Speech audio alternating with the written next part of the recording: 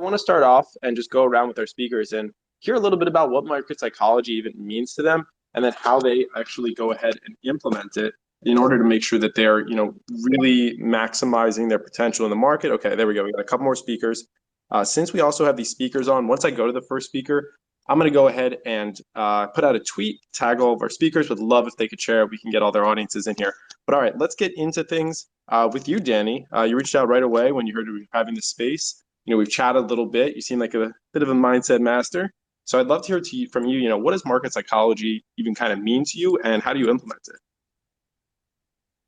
Yeah, thanks for having me again, Gab. Wow, this is such a deep question, and I even see some of my students in the chat here. So, I would say for the first year of seriously trading, I was not an emotionally right trader. I was trading with emotion.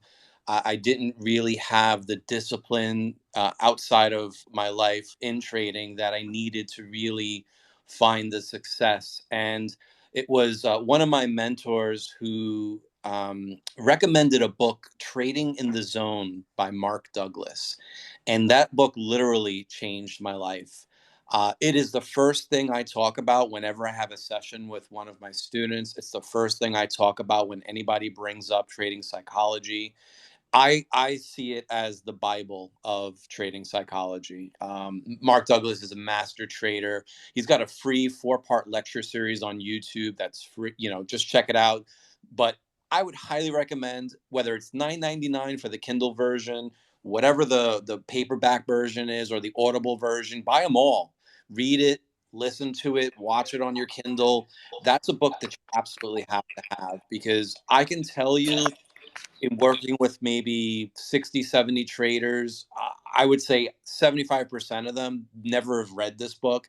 And just in reading this book over and over, it's really helped them with their trading psychology. But outside of the book itself, the one thing I'll say about trading psychology is it starts with regular psychology. It starts with your life. Do you have discipline in your life? Do you have a schedule that you keep to? Do you wake up at a certain time? Do you have a morning routine? Because these habits that you build in your life will translate over into your trading. And so if you have a hectic life, you're going to have a hectic trading life. If you have a bad day, whether it's with a spouse or a friend or a car accident or a headache, whatever it is, that is going to affect your trading psychology. And listen, I don't care if you are the master technician, you've been trading for 10 years. If you don't have good trading psychology, you are not a good trader. It's really that simple. 100%. I've seen that, factor in. It can be really difficult to make the right decisions for anything in life. And then when you come to things like trading, there's multiple styles to this, and we're going to get into that. We actually have a really diverse panel already up here. We have technical traders as well as long-term investors. We have futures as well as momentum traders and literally everything in between. So I think one of the things that we can all agree on is going to be a bit of the mindset. And, Danny, great book recommendations off the bat. And I would love for, the rest of our speakers, because I want to keep this, I like to keep these things as informational as possible. And the last thing I wanted to do for the listeners is to be repetitive or to just be preaching. So I'd love for each of the speakers to, as we go around here initially, recommend something which, helped you with that, building that market psychology and that mindset. I think that'd be really helpful for the listeners. Richard, would love to go to you next. Sure. And yeah, everything Danny said, I completely agree with. And one more book I'll actually throw out there is Atomic Habits. I think that's another really good one just to help build your routine and all of that. But for me, market psychology comes down to following your plan and being able to follow your plan, and yeah, basically being able to execute at the best of your ability when you have to make decisions. So for me as a trader, I have to make decisions about when to buy, how much to buy, where's my risk, where's my stop loss. And what really helps me is basically deciding as much as I can before I actually have to go ahead and execute. So this starts on the weekend, it starts pre-market, post-market, where I'm identifying ideas, I'm looking at what the setup is, and I'm visualizing what could happen the next day, the next hour, and already thinking about how I'm going to respond to that. Because in the moment, you're caught up in the emotions, things are moving quickly, but you want to slow it down as much as possible and be able to think as objectively as possible. And like I said, doing as much of that homework on the weekends and getting your focus list ready, analyzing the market, that helps immensely, because then it's all about just following the plan that you've already written out, hopefully on paper. And I think that's really, really important. And this kind of goes back to my kind of sports background. I played baseball, soccer pretty much all my life. And I approach trading a lot like I would a super important game in a tournament or something like that. You have to be prepared. You have to have your technical abilities up to speed, but your mind also has to be right. So you're not staying up late at night, drinking until 1 a.m. and expecting to be performing at the best of your ability when the market bell rings. You have to do everything, take care of yourself, take care of your body, if you really want to go out there and make the best decisions you can. And also going back to sports, thinking about one of the hardest thing, which is hitting a baseball. There's some fantastic hitters out there, but even they go through some slumps where they're just not able to make contact. They're making weak contact. They're hitting pop-ups, grounders when they should be smashing out of the park. And what they have to realize is they have to go back to the fundamentals and think about all the years that they practice and go back, refine their swing. And for trading, what I kind of akin that to is going back, studying what's made you successful in the past, following uptrends, going back to a setup that has worked and you've studied extensively, like an earnings gap up, a breakout from a base, and taking everything back to the fundamentals and trying to just get some wins under your belt and build on that success. That's so important here, because especially with trading, once you kind of get knocked back, you take a hit to your both financial and emotional capital, especially when we go through like a correction. And as a trader, I want to protect my financial capital, obviously because of capital preservation, but also if I have a bunch of heavy losses in a row, that's going to set me back when things really turn around, the uptrend resumes, and it's time to go long again and take some risk. So for me, with trading, it's about setting yourself up for success with routines, but also making sure you're doing everything outside of your life, as Danny was talking about, sleeping right, eating well, hanging out with family, de-stressing, and taking that time.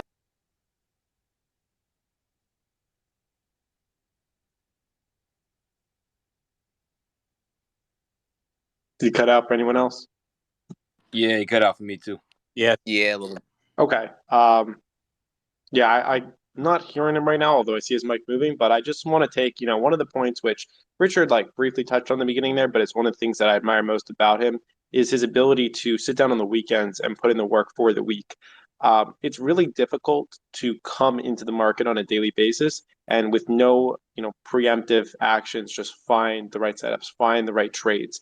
Some people you'll listen to, like, Brian Shannon. I'm pretty sure he said he goes over what thousands of charts every weekend. And people like Richard, they run scanners right on the weekends. And that way they can cultivate a list of maybe even 10, 20, 50 names, whatever it is, but they know them like the back of their hands. And this allows you to react a lot faster to news as well. So when a piece of news comes in, Stock Talk Weekly, we're going to get to him great with, some of these sympathy plays. And when you can be real quick to hear a piece of news, if you're somebody who puts in no due diligence, you're not going to know sympathy plays off the bat. But because he probably spends his weekends, doing research and understanding these things, he can go and say, this is going to happen. And, a while back, I did a splice with Hugh Henney and Dan, the deity of dips from the PGIR podcast. And they were talking with me about, their day trading experience. And they said it's gotten to the point where we hear a piece of news of something happened in the world, right? There was a flood here, or X and X happened here. And then immediately their mind goes to, okay, what does this correlate to in the stock world? And you can only do that if you put in that preemptive a time on, the times outside of when the market is open. It's one of those things. It's kind of like school. There's a reason for homework. Nobody really enjoys it. But when you get into it, you really do see the time that it pays off. And with stocks, you probably also can really be enjoying some of the effort that you're putting out, externally. So really appreciate, that mindset from Richard. And I think that's a great thing to do. And let's just continue that rolling with putting out ideas and ways that people can not just, because I think everybody wants to have that market psychology. And I get it, going to bed early is good, being healthy is good. But let's try to dig into the deeper nitty gritty of this. Matt, would you like to go next? Yeah, absolutely. And thanks for having me on. Oh, man. Danny, Richard, those are some great, oh man, these guys, they know what they're talking about. You can't have a disciplined trade if you don't have a disciplined life. Danny, that's awesome. And man, when you think of that, there's so much that you can say about like what you would do as far as something that you could put into practice, right? A lot of times having better psychology comes down into actionable things you can do.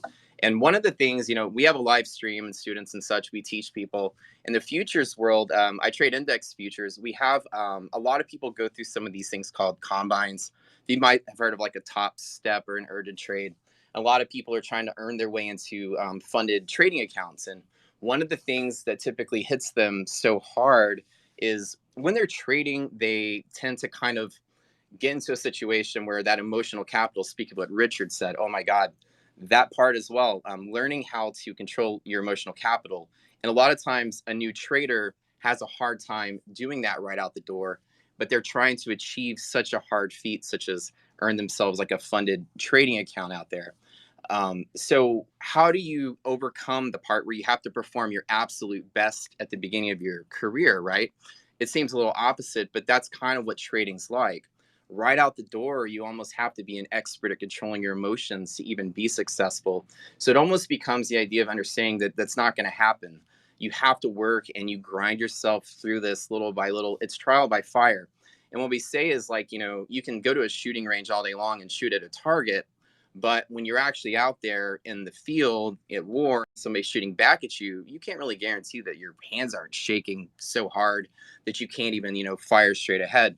So when you're trial by fire is really how you learn, it's almost impossible to like quantify or teach people how you would get better at market psychology in a bulk sense, because it's such a personal thing per person. Every person is so different.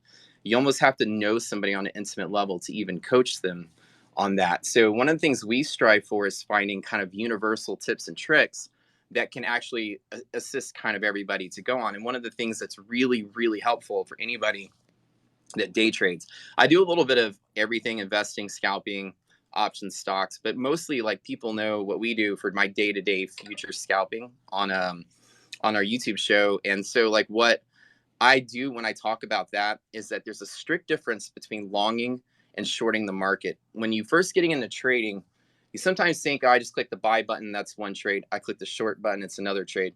But they are two completely different environments. And the best way to think of it is, sell-off markets are very volatile.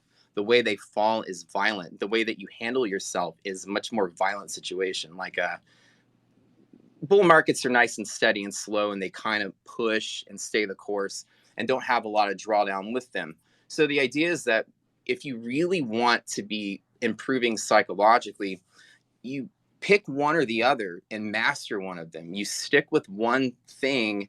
You don't try to shoot a free throw, then dunk a ball and shoot a free throw, then go jet skiing, then do a backflip. If you want to get good at playing tennis, right? You find that one thing that that you feel that you're developing on or finding slight incremental improvements on, and you focus on that. And one of the things we teach, these top step traders and things, it's paper trading to earn yourself an account, and they have such tight drawdowns. And that's what gets people out of that. They can't, those drawdown limits are hit very quick and they get kicked out. And a lot of times the best way to learn how to achieve like success in realms like that is to not go long and then go short in the same day and then go long the same day in the same instrument. You either go long and it doesn't work out, and then learn to get out and be accepting of the loss you took that you planned with the plan. Like Richard was saying, you make your plan and stick to it. You take your loss and be comfortable with losing. As a matter of fact, on my stream today, people are watching a trade at the Fed. I took a loss and I said, hey guys, I'm comfortable with the loss. I don't want to risk anymore. And I walk away. Picking one side or the other and mastering it. If you want to be a long only trader or a short only trader, whatever you choose that day, maybe you're long one day, short another day, but don't ever flip flop your position in one thing in the same day to another thing, because you're going from calm, happy relationship to that like toxic significant other that's fighting with you a second later. And then you go the other way and you get caught in that. I chase the long. Oh no, it's going against me. Okay, chase the short. Oh no, it's going against me again. I chase the long. And you're up, you're down, you're up, you're down. that happens to us all the time when we don't separate those two environments like they're two different things. So that's something actionable. That's a great stepping stone. If you're an investor and you want to long stuff, when it goes against you, your mindset shouldn't be, okay, how do I short this? It should be, I was wrong. It didn't go with my plan. I need to get out and look for a different opportunity elsewhere. And one of the things we teach our students here is there's a get out, stay out, close down, don't even look at it, shut your platform down, and don't even pick up your phone for the rest of the day once you exit a trade. Don't even be curious about it until the next morning. Learn to detach. And if you do that, you're going to have a lot more success in coaching yourself, because you're not doing a bunch of randomly things fueled by emotions, flip-flopping your trades and jumping the other side. You did something, it didn't work, and then you have time to think about it and sleep on it. As Richard said, restoring your emotional capital, detaching and walking away is the most important thing you can do. So that's it. I love the idea. It definitely seems hard to put into practice. I'll tell you, I look at things all day and just stare at charts, and I'm just like, what if? How, I'll just ask maybe within, a minute or minute and a half answer, because I do want to get everybody involved in this. But to Matt, like, how do you put it out of sight, out of mind? It's a very hard thing, and I can ask everybody, maybe those of you and our followers here, go comment on the post I made about when I shared or retweeted what Gaff put out, and tell me what you guys do, and maybe we get some comments in there. The hardest thing for me to deal with that is, how do you get it out of sight? You're basically fighting your own gambling mentality of wanting to be in a trade. Being comfortable being out of a trade is what most professional traders will tell you, that's where they all have in common, is you don't feel the need to do it. And it's just shaped little by little, like forcing yourself to not look at it. Because I look at charts all day long, and everyone here looks at charts all day long. But when you lose a trade, today I lost a trade after the Fed. Girlfriend and I went and looked at countertops. I didn't pick up my phone once. I leave it in the car. When people are texting me or in Discord, I don't check it until, a certain time. Give myself time to relax. In reality, it's just almost like how, if you're on a diet, do not pick up a Hershey Kiss that's in a bowl sitting on your countertop. You have to hide it and get it out of your face so you don't touch it. I hear you. Yeah, I think it's a similar style with a lot of other pieces of life. Okay, I'm going to go to Juicy and then to Stock Talk Weekly. But also, real quick before I go to Juicy, I just want to thank the audience. My newsletter just hit 500 subs in about a month and a half of running it. So really appreciate everyone who did that. And easiest way to sign up for that is through the bio of the Wolf Financial account. If you looked in my bio, as you've seen, I am the voice of Wolf Financial. I do run that account. And so it is the same newsletter, or you can just DM me your email. I'm happy to add you to it as well. I have many of those DMs to get through tonight, so you might as well add on to the pile. With that being said, would love to swing the ball your way, Juicy. Hey, Wolf. Again, thanks for having me on. How deep you want me to go? You want me to go like a little bit deep, or you really want me to get in this? Hey, man, let's get in this. All right, keep me rolling, because you know how I am. I'll just get going about this. But for everybody that's listening, trading is nothing more than a decision-making game, okay? And there's certain factors that you are going to experience that will affect your decision-making during the day. You take a loss, the market's running, you're not in the position, and oh God, man, when you're a new trader, all the stuff that's going on is really just throwing you from left to right, and then you feel overwhelmed.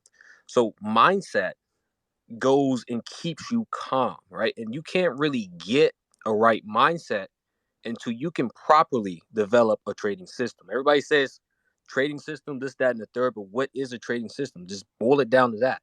And a trading system is a process that you do every day to find trades, a process that you do every day to get in and out of trades, and a process that you do to review. And that's the most important part. Let me tell you how to win in this game.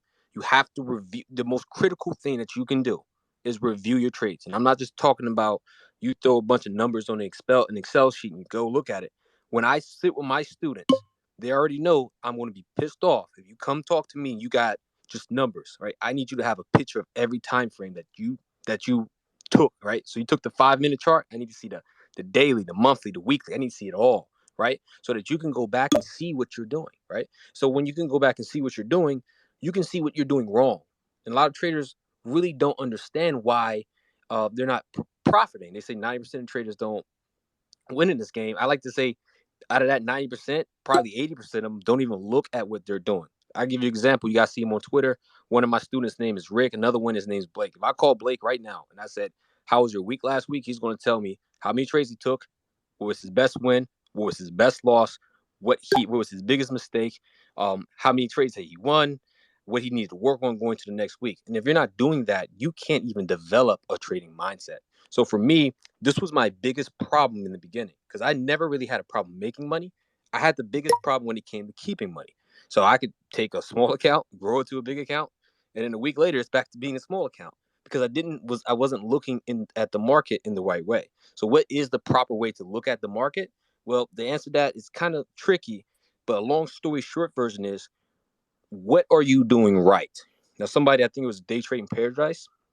If you can find, I'm just tag along what he said. If you can find one thing that worked in the market, don't do anything else, right? Literally don't stop doing anything else. Stay away from everybody on social media and just focus on that one thing that worked, okay? So in theory, if you repeat an action, you should in theory get the same result, okay? So knowing that, your mindset should just shift from, I need to put my whole account in the AMC lottos, or I need to chase these Tesla calls because they're moving, to what happened on trade A, and did trade A happen again today? Well, it didn't happen today. I need to be able to not trade. So if you can get into the process of repeating the same thing over and over and over again, you can have, in theory, the same result, which is winning. And the second part of this is risk management. How fast can you know that you're wrong in the trade, right? Because in theory, you should be winning the majority of the time. So when it doesn't work out, you need to get out that trade very quickly, okay? So for me, I like to cut. I'm a day trader, swing trader, an investor. I give you a quick little tip. I like to cut all my losses at 10%. And a lot of people are going to argue with me and say, oh, you didn't give your trade time to work. I know for a fact that I keep repeating the same thing. Over the long term, I'm going to make money. So if I'm down 10% now, who cares that I take a 10% loss? It's acceptable, right? So over the long term, if I keep my losses at 10%, all I really need is one of my trades that I usually do every day to hit and to run. The biggest thing for new traders to get over is not being in the market. And that's why I like to tell people trading less is a lot more, because in theory, what you're doing by trading less is by you're protecting your year-to-date gains, your week-to-date gains, right? Now, you guys seen my P&L. I don't want to get here and brag, make claims. I got all the statements and everything on Trader Sync, and I have them everything to prove to you guys. But the only reason why I was able to take that count and go to 1,200% last year and take 800% this year is because my losses are so small and I literally take the same trades over and over and over and again, right? So once you can get those two things down, you will literally make a big giant leap, okay? Now, there's going to be a couple things that's going to actually shoot yourself in the foot in the beginning. You're going to have revenge trading. You're going to have Fomo. You're going to have what I call gambler's fallacy, right? So just to tap on gambler's fallacy, that's just the belief that you are invincible, okay? So believe it or not, the majority of traders that wipe out, it's going to sound weird to you guys. A lot of these guys are actually very good traders, right? They get cocky, they go on win streaks, and then they take huge hits because they believe that they're better than the market, right? I had sat with a student that came to me, and he took an account from 2K to 140K in 3 months, and in a 1 week. And this was like a couple weeks ago when the SPY was in that downtrend. He brought that giant 6-figure account back to 5K, and I'm like, "What are you doing?" And we went over his trades, and what was working was him basically trading double bottoms. That's all he traded. And for some odd reason, his mindset got thrown off because he thought he was invincible. So now he's trading weird random levels, right? Something he's never done before, right? Point of the matter is, if you can find a way to just repeat the same process, you will literally create what I call a trading system. And in theory, your trading system with applied with the right risk management should, in theory, make you indestructible in the market. One book I wanted to also recommend. I'm a big Mark Douglas guy. He's made a big impact in my book.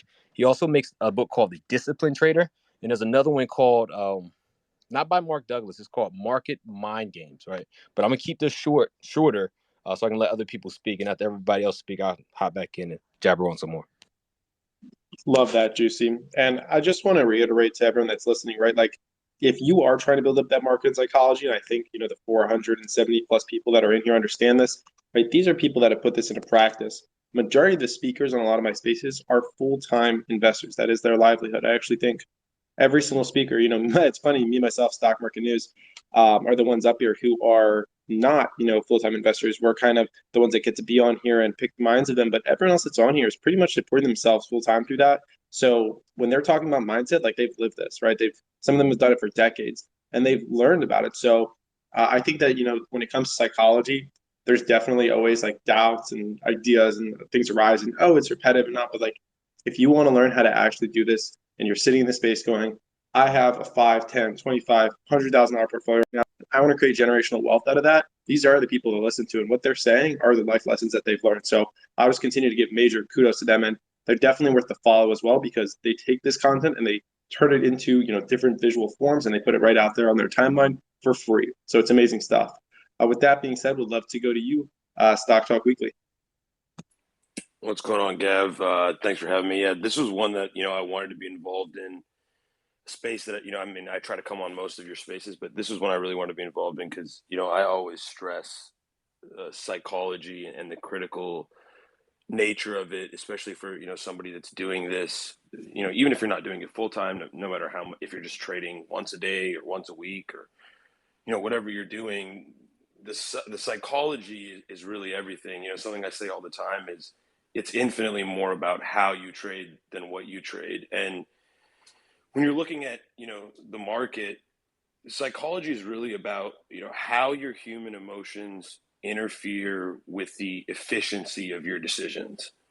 And when you think of it that way, and you think of every single person on earth, no matter how disciplined you consider yourself, has that aspect of human emotions that affect their everyday decision making. And like some of the speakers said earlier, not just the decision making in trading, but your decision making in every aspect of your life. Discipline is the only possible way that a human being can overcome the psychological barriers, because no matter how emotionally sound you believe you might be, you can't assume that your emotions can be controlled spontaneously. And so by having a strategy and being disciplined, you're immediately giving yourself an advantage on that decision-making process, and making yourself better able to control those emotions without even having to worry about, am I an emotional person, or am I an emotionally sound person? You don't have to ask yourself those questions when you're disciplined, because you set strict rules for yourself that help you avoid what I call the fear and greed paradox, which is really what governs most new traders. It's either fear or greed or both. Like, when I look at new traders and why they're losing money, overwhelmingly, most of the time, it's fear of missing out. It's fear of being decisive. It's greed. It's bag holding and hoping. It's forfeiting opportunity cost. It's poor allocation of capital. Like, these are all psychologically driven mistakes, right? So when you look at a trader who is entering a trade, making a profit, gets out of the trade, has this psychological, you know, compelling thing that happens to them where they feel like they need to stare at the chart for the rest of the day, and they see the stock keep going up and they go, oh man, I got out too early. I need to get back in. I'm missing out on these gains. I was right. I can't believe that I sold so early. Like, all of these thoughts that go through a new trader's head that cause them to make spontaneous decisions or rash decisions, these are all psychologically driven thoughts. And, so it's not so much about trying to be a non-psychological human being. That's nearly impossible. Like, almost everyone is psychologically driven. You're not going to be able to remove your emotions from yourself unless you're, a psychopath or a sociopath that is just capable of doing that. But in the vast majority of cases, people are not going to be able to completely remove their emotions from the decision making. And so the way you trump that is by setting, a specific strategy and discipline for yourself that allows you to execute your trades objectively, right? And this also applies to your perception of risk reward, right? Which is a huge problem, in my opinion, for the types of trades that people take. For somebody looking at it purely psychologically or emotionally, they may look at a more volatile stock and think, my risk is inherently higher on this stock because it's more volatile. But instead, if they choose a disciplined trading strategy, then in that case, they're controlling the risk on every single trade that they take. Like Juicy said earlier, he sets a 10% loss on every single trade he takes. For me, it's different between my day trades and my swing trades. But, I also set a specific, I define my risk. And by doing that, you take out that fear versus greed aspect. You take it out of the equation. And it's not just about being greedy. It's not just about, feeling like I want more or I could have more. I mean, that's a huge error as well, and another psychological error. But, it's also the cases where you look at a trade that you might like, or look at a sympathy trade that you might like. Like for me, sympathy trading is a huge, decisiveness is a huge aspect of it, right? Like there's a lot of sympathy trades that I take where, I feel like they have a catalyst. I feel like they have a good relation to the primary runner. And that alone is enough for me to make my decision, right? Because I have a system laid out. But some people might find a trade that they like for a set of objective reasons, and then the fear of being wrong prevents them from being decisive. That's also psychological, right? So practically every single mistake you can possibly make with regard to trade execution is informed by a psychological barrier. And so a lot of people will tell you that the way around that is to teach yourself to be, not psychologically driven. I disagree with that. It's much simpler.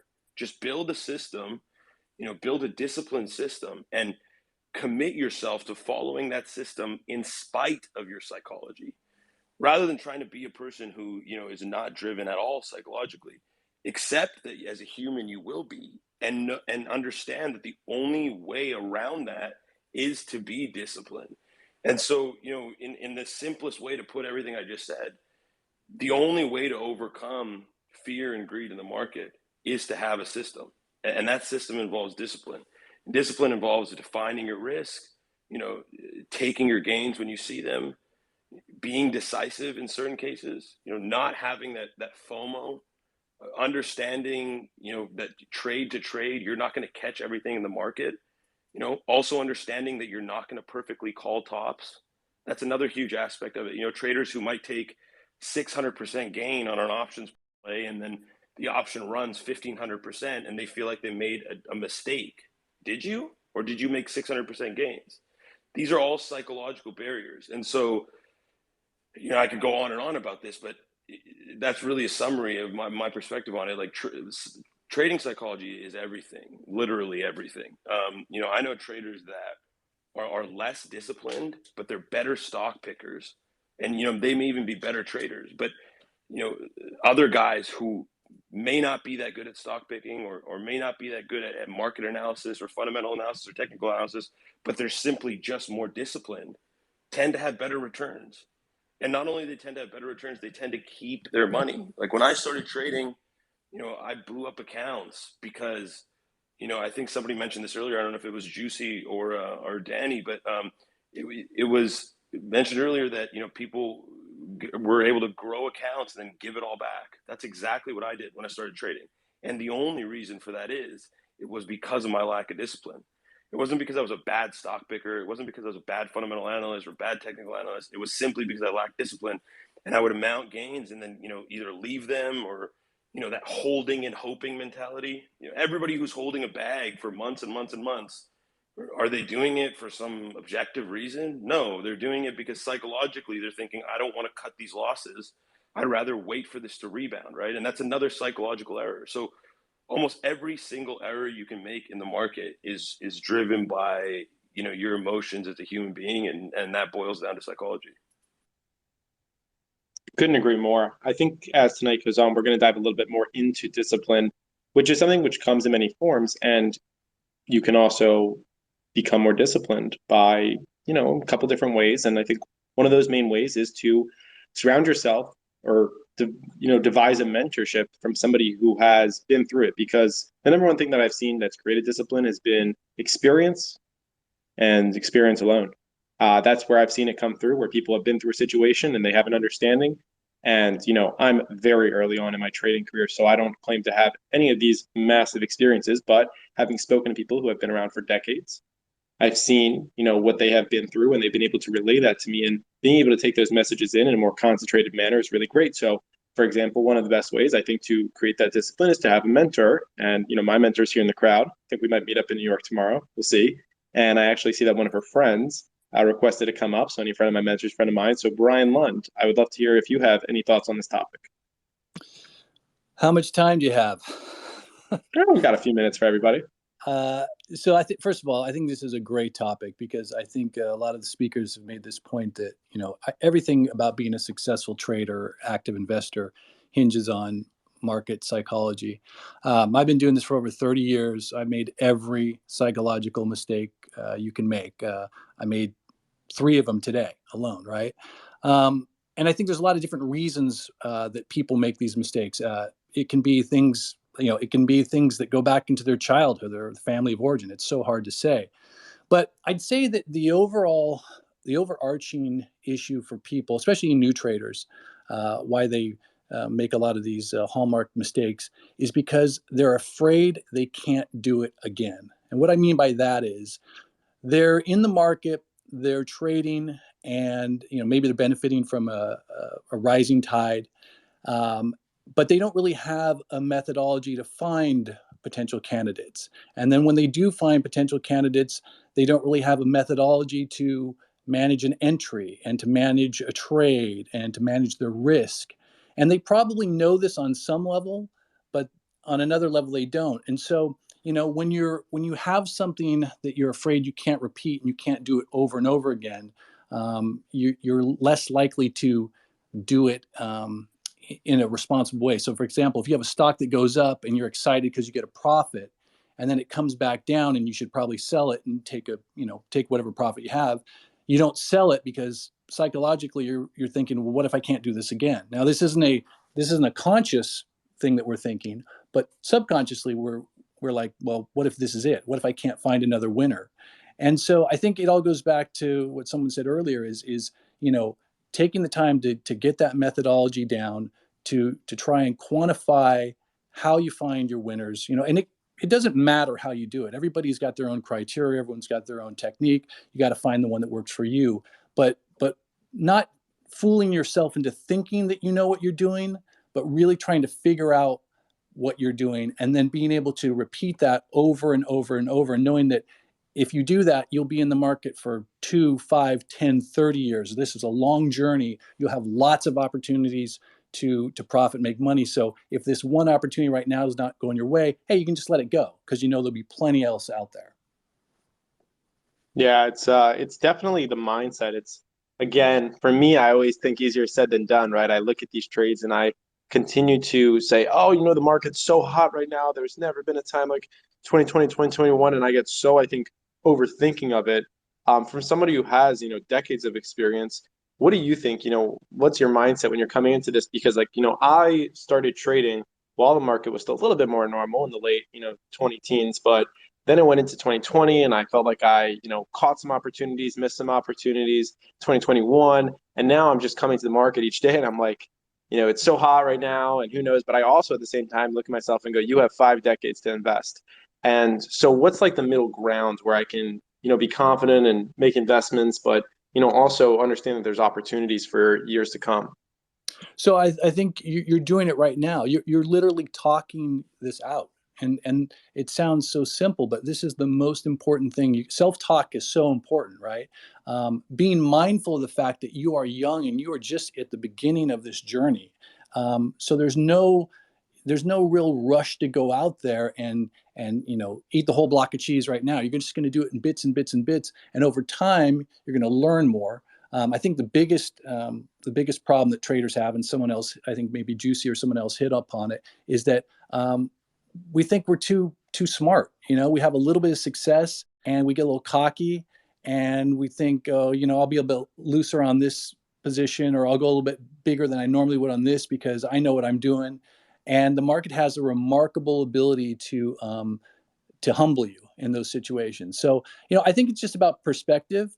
I'll tell you, there is no holy grail for successful trading or active investing, but I'll tell you the closest thing I found to it is journaling or writing about your trades. And I don't mean just creating a log where you say I traded Apple and blah blah blah, and I sold it for this much. I mean, literally writing, taking 10 or 15 minutes every day after the market's closed and writing about how you felt that day. Why did you react a certain way? You'll find out things about you'll find out why you did things that you forgot about. Like maybe you'll write and say, oh, I remember I saw a tweet from someone saying that the EV space was hot pre-market. So my mindset was that's where the action is. And then when the action didn't turn out to be hot there, I stuck in that space longer than I should. So I think journaling and honestly, journaling publicly, so you're accountable, create a Substack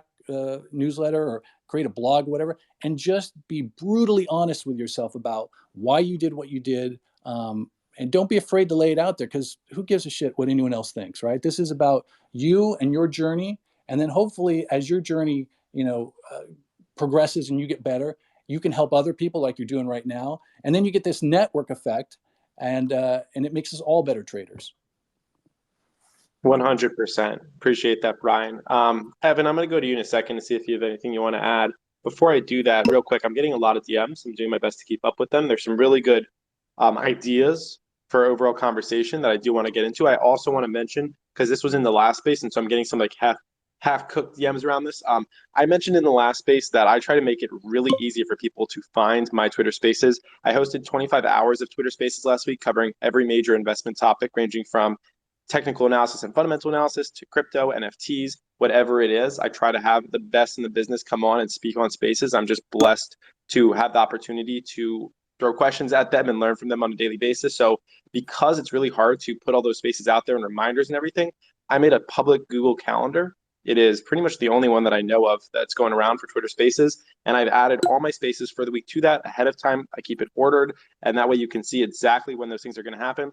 If you want it to be added to it, just go ahead and DM me your email and say that you want to be added to that Spaces calendar. In addition to that, I also write a newsletter, which I mentioned earlier in here. And I also work with Stock Market News, who co-hosts all my space. And he has his newsletter, which is the Bullish Ripper. So again, if anybody wants to be added to these things, just go ahead and just shoot me a DM. I'm making my way through like 50 DMs right now. There's over 350 people on this public Google Calendar. Nobody can see that you're on it. All you can do is just toggle on and off, and you'll be able to see exactly when spaces are happening. So just because I'm getting a lot of different types of DMs, I just wanted to put that out there. But I do appreciate everyone that's joining up, and also the kind words from the listeners. It seems like people are getting a lot out of this. I empathize with that, because I'm getting a ton out of it as well. I'm going to go real quick to Evan, and then I see a couple hands. Evan, is there anything you want to add? Yeah, no, honestly, just quickly to add on the Google Calendar thing, if you enjoy Spaces, which clearly you are in a Spaces right now, you are going to want to be on that calendar, on Wolf's calendar. Like he said, he has 25 hours plus a week live, so many different spaces. You're going to be pretty much entertained all day, every day. A bunch of these speakers are on those spaces all the time. That brings me to a point. These speakers we have up here on this panel that God was able to get up are amazing. You really have to click into their profiles, check them out, give them a follow, a bunch of amazing content up here. Market psychology overall is really, really important. It's something that as from my perspective as a long-term investor that I've had to work on, and it's been, one of the biggest things that I've seen my improvement in myself over the last 5 or so years in this space. But I just think the level of the people we have up here, that they've covered it so much. If there's anything else I feel like I need to jump in, I will. But like I said, the panel is just so top class that it's pretty much most of the stuff has been covered or will be in a second. So this is a topic that everyone needs to know, and I'm really glad you're putting on the spaces to get the information out there. 100%. Glad we're able to learn together. And just once more, I do need your email if you are DMing to be added to those things. I can't add you from your Twitter username or anything. I do need your email. Yeah, quickly. So the people who have... That made me think about it. My bad for cutting you off there. But Wolf also touched on it really briefly. He also has that newsletter of his, which comes out Friday afternoon. It is the perfect mix of informational and fun for your Friday afternoon. It's the perfect timing. When you're sending in the DM for the Google Calendar, which you should right now, ask to be on his newsletter as well. That's a pretty big deal. Appreciate you, brother. All right, let's get to some of these hands, and then I've got the first topic, which we're going to get into. So I want to go to these hands and speak about what you're going to comment on. Then we're going to get into crowd thing and how that factors into market psychology. So I saw your hand first, Matt. Would you like to go? Yeah, sure. Thank you. Man, everybody here, if you guys that are listening, this combined wisdom of this panel is just what you can hear is experience. I mean, what they're saying is really kind of just telling me that we need to have a market psychology thing almost on a weekly basis. That is such an important topic where all the spaces are very informational and very awesome. A lot of them need to talk about technicals and fundamentals, but really just hearing people just kind of give you tales of their wisdom. It's so important. And I just wanted to, thank everybody for what they were saying, and the accountability thing that Brian said, it really, really strikes home. There's so many good little tips and tricks that I feel like just that, the more that this is done, the more everybody's going to learn what's worked for everybody else. The accountability thing is so important. We have a Discord channel where it's like post your P&L, force people to watch what you do. And if you're holding that accountability is such an important thing, because if people are seeing what you do, I even say I stream because if I'm live on stream, I tend to make fewer dumb mistakes because I know people are watching, and I might not want to take as much risk if I'm holding myself accountable, especially in front of other people, to yourself and sharing it with somebody else. That way, if they're going to look at you and go, wow, that was stupid, why did you do that? It might actually, curb you from doing that. So just adding to what he said. 100%. Also, last thing, I'm not going to keep harping on stuff, but this is being recorded. A couple of people asked. Big shout out to Angie again from Black Box Stocks. I believe it is La Lovely Trader is her at. It's La Lovely Trader, and she's recording, and she's been an absolute gem recording these sessions. So big shout out to Angie Smith as well as Black Box Stocks for helping out with the recordings. And all those recordings go up on the Wolf YouTube and Spotify. I'm going to make a link tree or something and put it into the Wolf bio so everyone can just find those a lot easier. But right now, if you just go to those services and search for Wolf Financial, you should find it. Cool. Richard? Yeah, sure. And I'm just kind of blown away by really what everybody said. I've agreed with basically 100% of it. And unfortunately, I have to run in just a second. But before I do, I did want to touch on a few more things that I think are a little bit different and add something to the conversation. So first, I want to talk a little bit about social media and how that's impacted new traders, new investors, because I think Twitter, Reddit, obviously, they can be amazing sources of education where people share experience similar to this space right here. And people can be supported. There's always someone there who's gone through what you've gone through, whether that's a loss or overtraining, any mistake you can name. But there's also definitely a downside of social media where it increases FOMO, it's distracting, it increases noise. And a big part of market psychology for me is limiting as many distractions as possible and just focusing on what I need to focus on. So for me, I've gotten asked in the past, what do you think about DWAC or whatever? It's not in my area of competence. So during the day, it might be fun to look at the chart, but it's just distracting me to what I currently own, the growth stock leaders, which I'm focused on. So it's only kind of detracting from my own process. So I think in general, you don't want to be following tips on Twitter, if you see somebody, your friend posting that this stock is breaking out, unless you planned out that trade beforehand, all you're doing is succumbing to fear of missing out, and it's not going to end well for you over the long run. You want to be relying on only yourself, and ideally, you want to be playing everything on the weekends, as I've said before. And sorry if I broke up there earlier. And know exactly how you're going to play everything going into the weekend. And this comes back to building a routine and focusing your attention as much as possible on what you need to focus on. And the last point I really wanted to bring up was I'm a strong believer, especially for any beginning investors or traders out there, you should basically have a written out set of rules that governs your stock selection criteria, how you manage risk, your position sizing. And obviously, as you become more experienced, those rules almost become ingrained in you. So you might not need to update them all the time. But if you haven't put in the time and done your homework to basically create your system and write it down and put it out there in such a granular level that somebody else could read those rules and trade how you trade, then you're going to succumb to emotions because you haven't fully planned out for yourself how you're going to react to different events.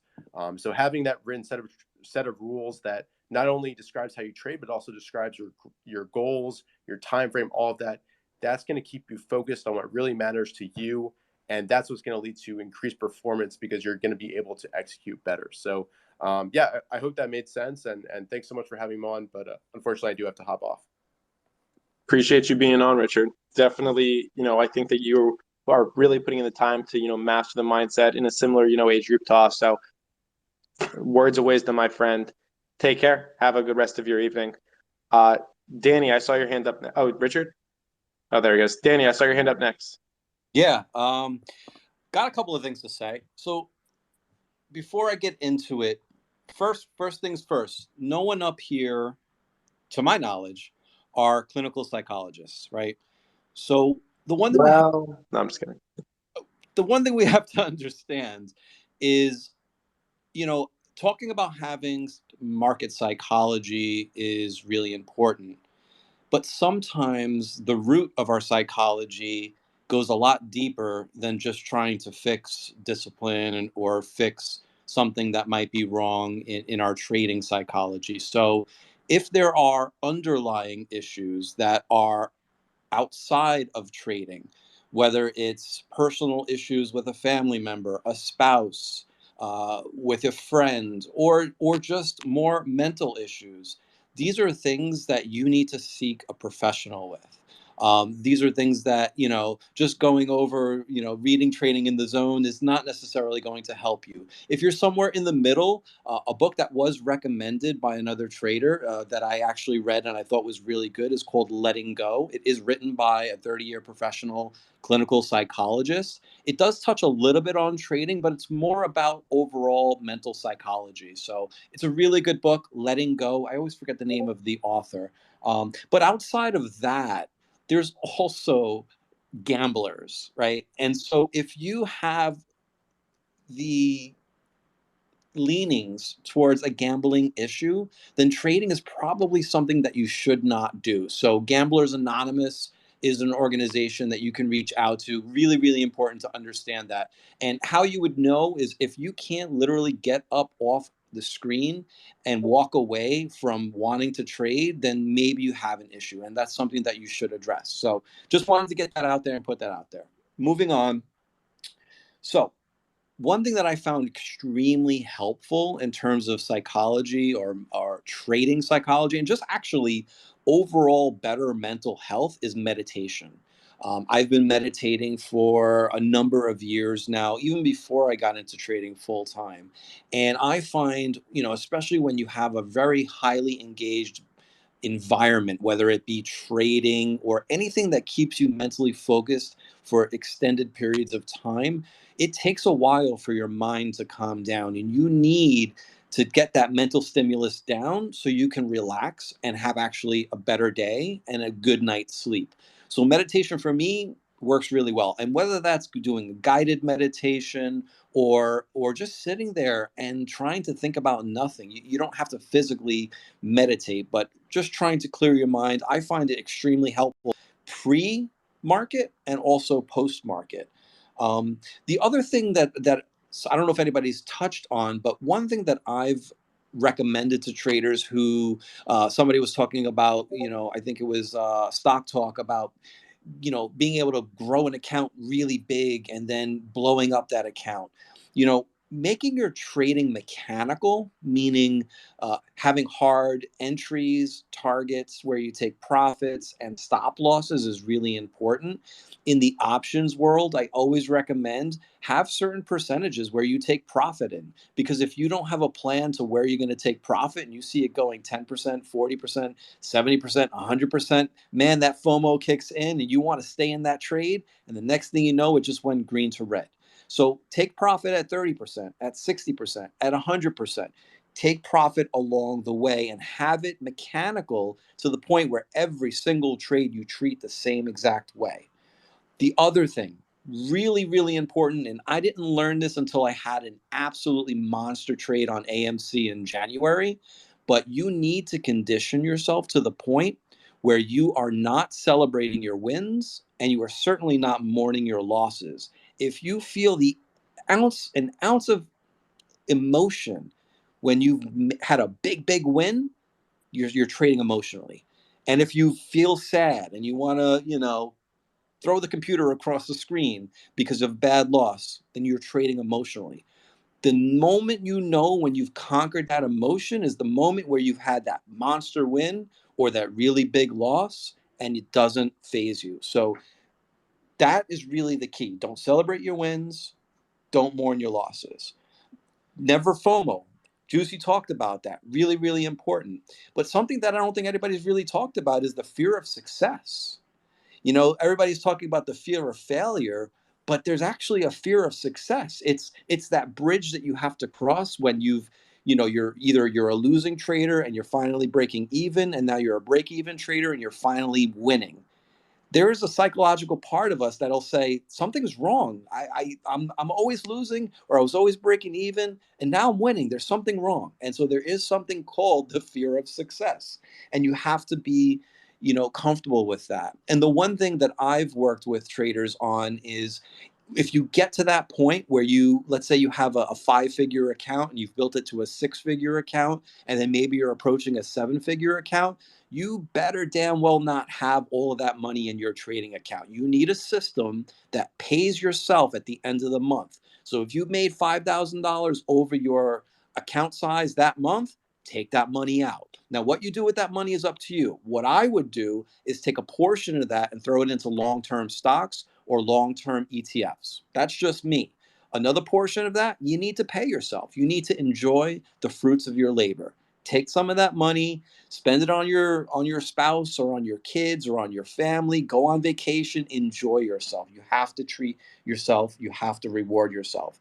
And to what Richard said about a rule set, man, I wish I knew from the beginning I needed a rule set. But ever since I built, my rule set is like 37 rules deep. And part of it, I'll tell you one of the rules: don't trade Boeing. Don't trade BA. And I think Juicy's with me on this, right? There has to be times when a stock is your enemy and you can't keep going after. You can't revenge trade on that stock. So for me, it was Boeing for a long time. It's still Boeing. AMD, when it was under 100, man, I couldn't make any money on that. It's different now.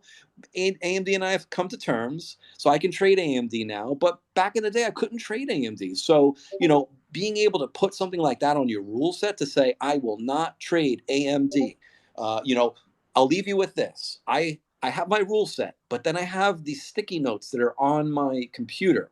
The first one says there's always another trade, right? If you miss the trade, I forget who it was. Maybe it was Sean who was saying, we're in this for the long haul, right? There's multiple trades that appear every day. There's multiple trades that appear every week, every month, every year. You don't have to chase that trade. So there's always another trade. Next thing, if you miss the entry, wait for that pullback. And I like trading off of the 21 EMA. That's what I do. I wait for that 21 EMA pullback if I miss my entry. And then the last sticky has 3 things on it: limit orders, never market orders; under trade, don't overtrade; and loose stop losses versus tight stop losses. And I'll leave it at that. Thank you so much. I just had to go in and double check. One sec, Sean. I just had to go in and double check, Danny, to make sure that you were 320K, because Mr. Danny Nas is criminally underrated on here, as I'm pretty sure everybody who just listened to that understands. So much, to unpack off of that. I am going to keep it rolling, but the 3 things that I do want to hit on is, one, at the end where he mentioned the limits versus markets. I think that's so important, and you can learn that on YouTube. You can go ahead and just search limits versus market orders, but that is huge. Number 2, there's always another trade. That is just the hardest thing, and I love that idea. If you're listening to this, right, like, first off, you're putting yourself in the right situation to succeed by being here and taking in this amazing content. But 2, like, follow up on it, right? You just heard what Danny has. Take out a sticky note tonight. Write down there's always another trade, and stick that stuff right on top of your desktop, your laptop, whatever it is, on your wall. And you're going to take a trade, in the next week, 2 weeks, is not going to go right. And you're going to look up and be like, it's okay, right? Like, put it into practice. You go into places like Goldman Sachs and other places, like, you'll look and, like, people's, like, computers are just covered in sticky notes with reminders. And a lot of time they're just mental reminders, because that's what they know it's all about. So love that. And then the third thing, he mentioned this and it kind of got brushed over, but the meditation point, I think there's a lot of power to that. I think a lot of people grew up being told that it doesn't work to clear your mind and do these things. And you can do meditation. You can take a walk around the block. You could do 10-minute yoga. They've got really good warm-ups on YouTube. They walk you through it all. I was lucky. My mom's a full-time yoga teacher, so I kind of got brought up in it and lived in a yoga studio. But with that being said, there's a lot of power for this. Now, the impetus for this entire space happening was because Sean DM'd me reached out, said he wanted to have a mental, a market psychology space, and I think he really is the expert on that. I want to turn it to Mel to intro Sean. I do. Gav, thank you so much. This is just a little blip. I'm not coming on to offer anything else except a little shout out to Sean. He is a Black Box member.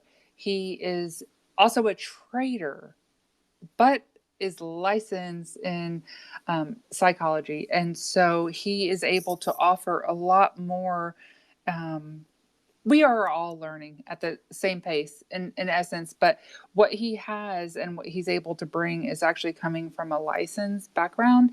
And I personally find him not only is he a colleague, a personal friend, but somebody who I've also seeked out some guidance to, and we've had some one-on-ones just because he is so thorough in this space and so specialized in this space.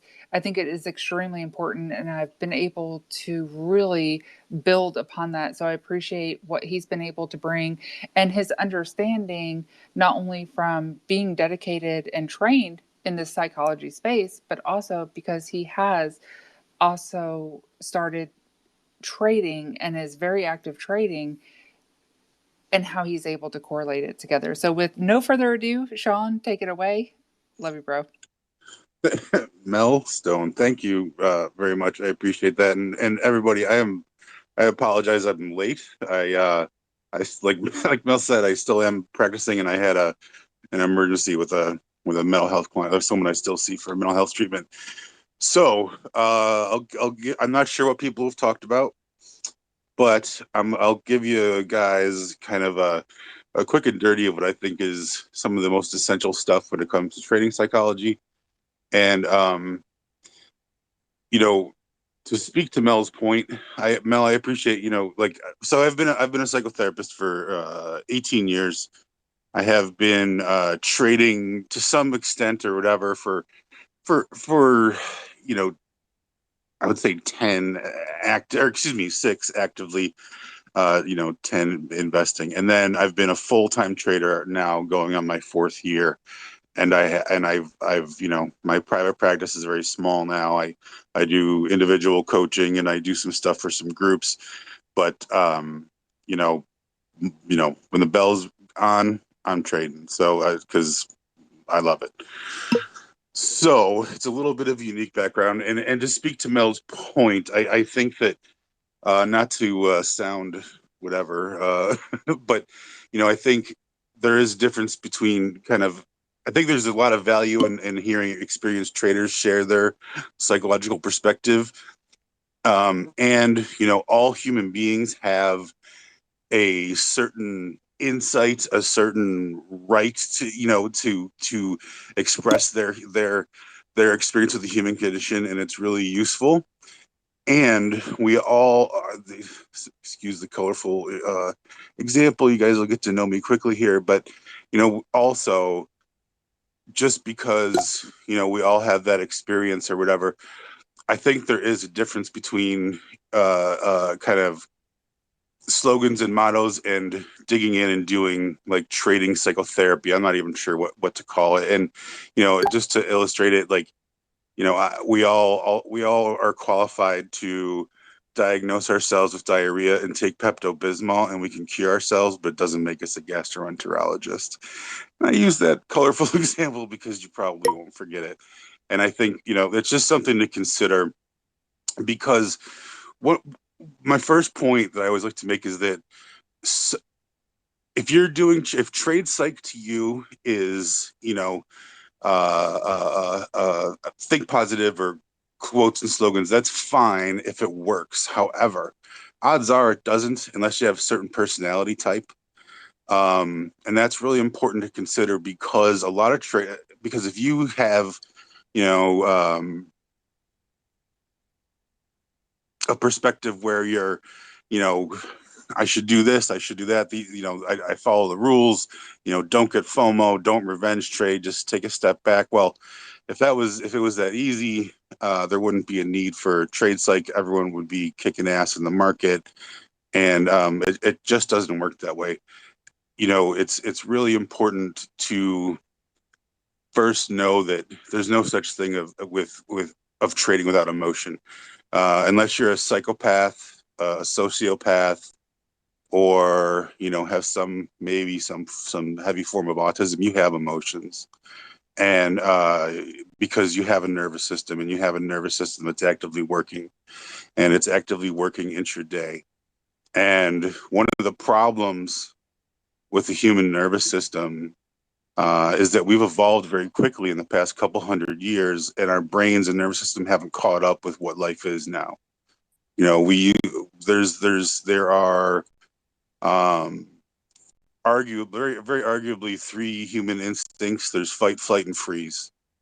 I assume most people have heard of fight, flight, or freeze, and if you haven't, that's what it sounds like. When we're threatened, historically, it's like when there's a bear or a lion or a threat to our safety, we might fight, literally, put up the dukes. We might flight, as in run, get the hell out of there, or we might freeze like a deer in headlights. And every human still has a dominant coping style where they use one of those things. However, in the modern context, avoidance or flight would be avoidance. Flight would be, drugs, alcohol, over trading, the inability to stop trading. If you can't walk away from trading, it's a huge problem. And trade psych is, you can have every tip in the world. If you can't stop and there's a problem, and you have to look at the function of that behavior. Why is trading something I can't stop doing? What am I distracting myself from? Sorry, that's a little bit of a rabbit hole, but that's flight.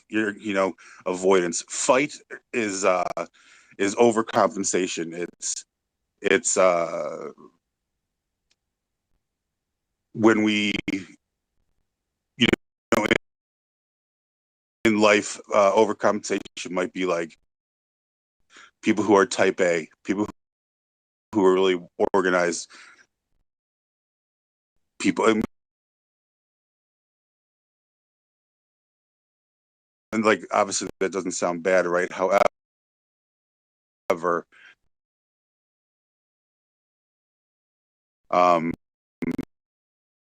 any coping style, when it gets to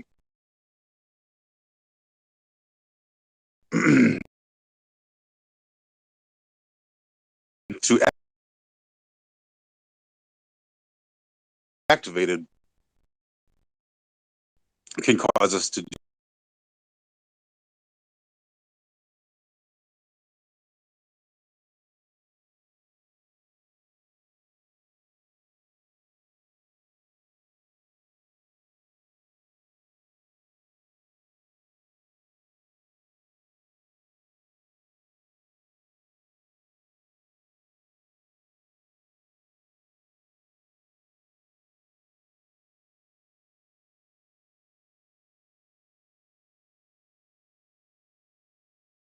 do, um, you know, problematic behaviors. And then the last part is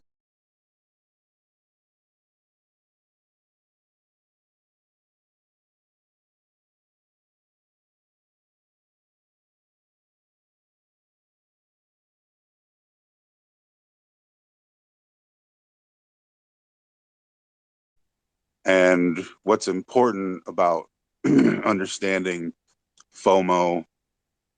Well, we'll start with FOMO, is that your F and my F and Wolf's F and Mel's F, fear, they're different. They're rooted in different things. My fear of success or failure, FOMO is like, it's missing out, right? It's I'm gonna miss this trade, or it's impulsivity. It could be all these different things, but it's a fear that you're gonna lose this opportunity. So whether that's because I'm fearing failure, or whether that's because success feels intolerable, because that's absolutely possible. Feeling good is something some people struggle with, as counterintuitive as it might sound. Understanding your F is key. And what I think is really important is that whether it's FOMO, revenge trading, which is typically anger, right? Or whether it is any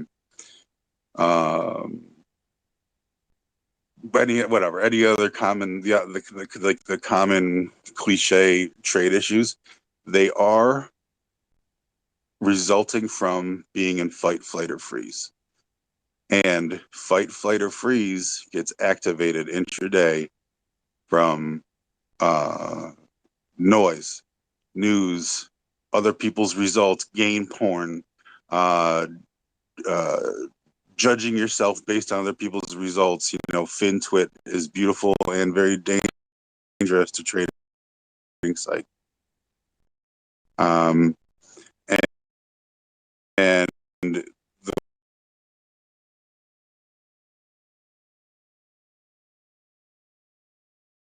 ways to keep yourself out of fight, flight, or freeze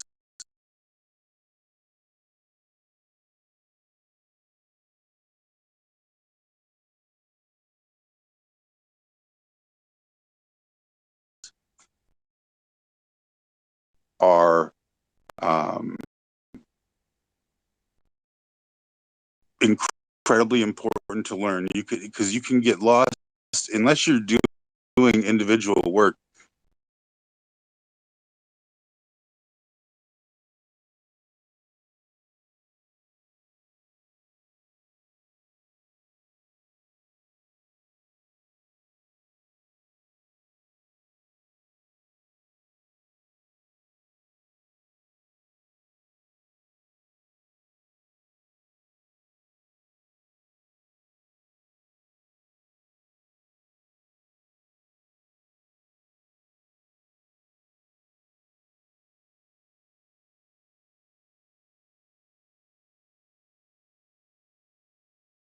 And it's chewing at you intraday.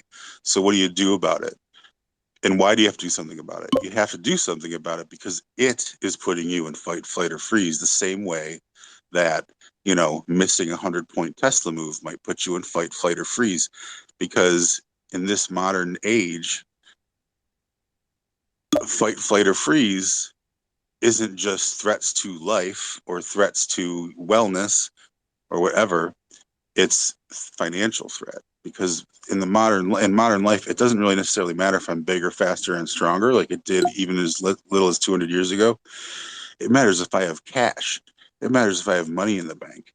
The pandemic's a great example. Regardless of what you think of the pandemic, that was a huge financial threat, and almost everyone was affected by it. And how it affected you is very different based on the money in the bank. And what are we doing all day? We're out there risking capital. We're out there and capital literally is safety in this modern life. Before it was building the strongest fort, it was, being the strongest or dominant person. It was being the best hunter, the best gatherer, whatever. That shit doesn't matter anymore, arguably. What matters now is, do I have the capital? Do I have the resources? Do I have to create safety? Am I okay if I lose my job? Am I okay if the world shuts down for a year? And these are the things we have to start considering when it comes to training psychology is am I getting dysregulated? AKA, am I getting put in fight, flight, or freeze? Am I upset? And how do you know that? The other huge thing that the second thing is, scale your emotionality every day. I use a scale of -5 to +5. And -5 can be anything we judge as unpleasant. +5, obviously the opposite, but both ends of that scale are a problem. If I'm a +5, if I'm a -5, I am in dangerous territory, and I have to step back and realize it. So how do you do that? When I got on, someone was talking about meditation. I couldn't agree more. I prefer mindfulness meditation. It's very portable. It's very conducive to Westerners. It is something you don't have to sit in for 45 minutes and think about nothing. You can be mindful and go for a walk. And so I would encourage everyone to Google mindfulness meditation. You can be mindful and listen to this podcast. You can be mindful and trade. I have a 2-hour webinar about it on YouTube. It's very doable. And what that allows you to do is have the insight and understanding to know, are my emotions intense today? Are they affecting my behavior? Am I upset? Am I sad? Am I guilty? The more skilled you get at practicing mindfulness, the more you see what's going on inside yourself intraday, and the more you are able to do that, the more you're able to have choices in how you respond to things. You don't just react. It's not just automatic. Oh man, Tesla's running by that shit. It's, oh, you notice, oh, there's an urge. Oh, there's a want. Oh, there's this, oh, I feel this tension in my chest. Whatever it is, you get acquainted with what's going on inside you with mindfulness and meditation. You learn that that relationship with your emotions matters. You don't want to tamp them down. That thought suppression, it doesn't work that way. You want to befriend your emotions. Anger gets a bad rap, for example. Anger is a beautiful thing. Anger gets mixed in with behavior, though, and it's not a behavior; it's a feeling. Fists flying or voice or yelling or whatever. That's just behavior. Anger is great. Anger tells you when your limits or self-respect has been violated. When you feel angry, it's very useful. It's useful in trading as well if you feel angry, because if you feel angry, one of those things applies, and it's time to step back. It's time to get away. So, the third thing is, don't run from the emotions. Get acquainted with them, befriend them, let them in, because they can just, once you change your relationship with them, they can really just wash over you. They don't have to dictate behavior. And the reality is they can't be shut off, because we have a nervous system, and, they're operating all the time. And before I make a last point, I realize I just talked a very long time. Does this stuff make sense? Is that 100%. psychobabbly? Looks like we got hundreds all around. Okay. So quickly, nervous system. Stay out of fight, flight, or freeze. If you want to learn about it, Google autonomic nervous system. There's something called the parasympathetic and sympathetic nervous system. We want to stay out of a parasympathetic nervous system state. It's a big deal. If you Google sympathetic nervous system and mindfulness, you'll get good information. If you want information from me, you can hit me up too. That's number one. Learn to keep yourself out of fight, flight, or freeze. And here's the crazy ass thing about fight, flight, or freeze. And the reason I emphasize from day one to all traders is get to know your emotions, get to know your nervous system, get to know how it works, is because when I am in fight, flight, or freeze, believe it or not, there's the part of my brain, which is sort of the left part of your frontal lobe, prefrontal cortex, actually starts to shut down. Like literally, if I was on a brain scan machine, when I get FOMO, it'll start to darken. Kid you not. And the part of your brain that starts to darken, that starts to go offline, is the same part of your brain where all explicit memory is, and actually implicit too, but explicit memory, which that kind of memory, that's technical analysis, that's charts, that's don't chase, that's all the sticky note type stuff we all talk about, which is great.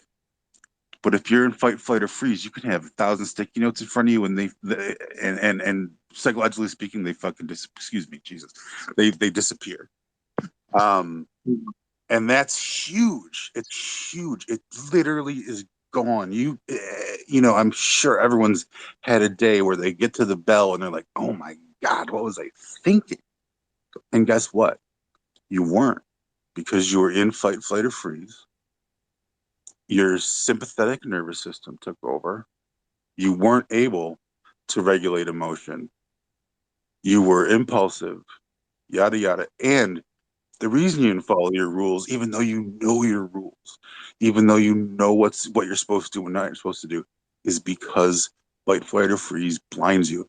And it's instinctual. It is base level. It is, you know, it can't be avoided, like emotions. They can't be avoided. It's like saying, if I stabbed you with a pencil, don't feel pain. It's not how humans work. It just isn't how they work. So the other danger with that kind of thing is expectations. There's a great quote: expectations are premeditated resentments. Expectations are premeditated resentments. And whether those expectations are on others or on ourselves, we have to be very careful. If I expect that I'm going to trade like a robot, don't. It isn't how I shouldn't say that. Yeah, I should. Fuck it. It isn't going to happen. There might be people. There might be some rare folks out there who are able to do that. I don't. I personally think it's sort of there's something going on where they're not defining it, or it's poor insight, or it's like maybe maybe the rare personality type can do that. But odds are, if you are here listening to a trading psychology seminar, that ain't you, because you wouldn't be here.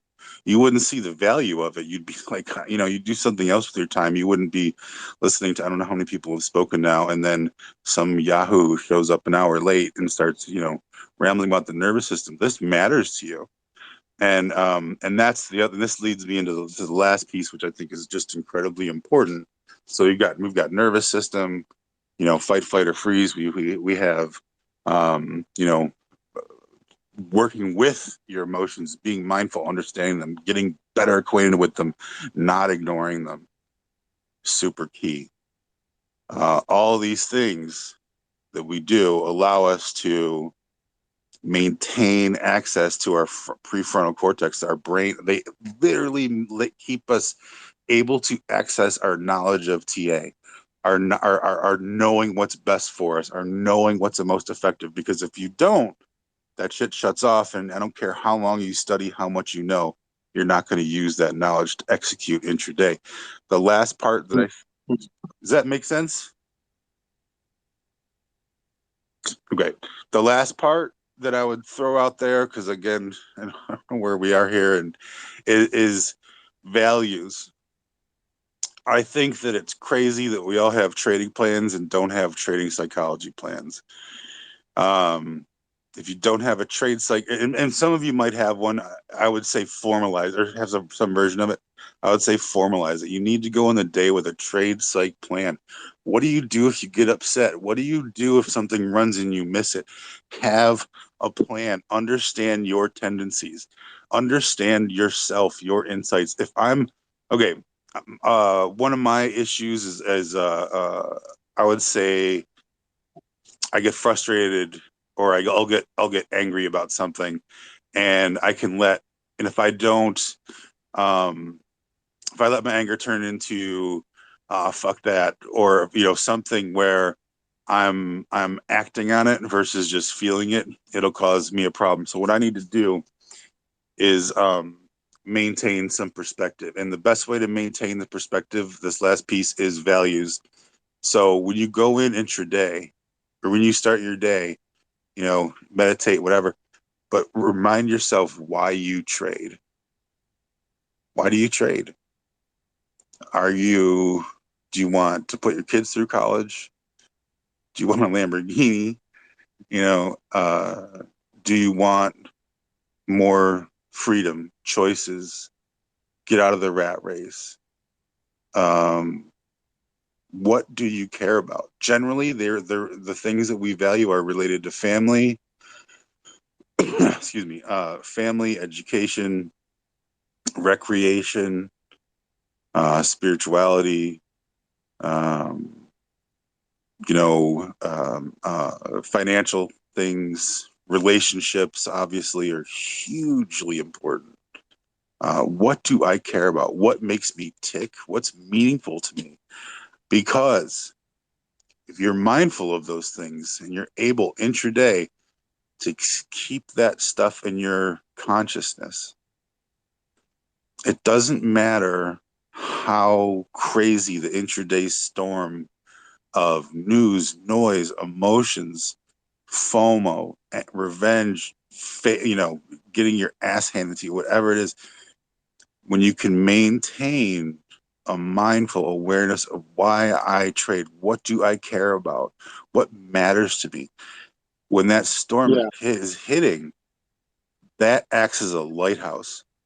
Mhm. As crazy as the storm is, I can aim towards that lighthouse. I can aim towards what's important to me and stop.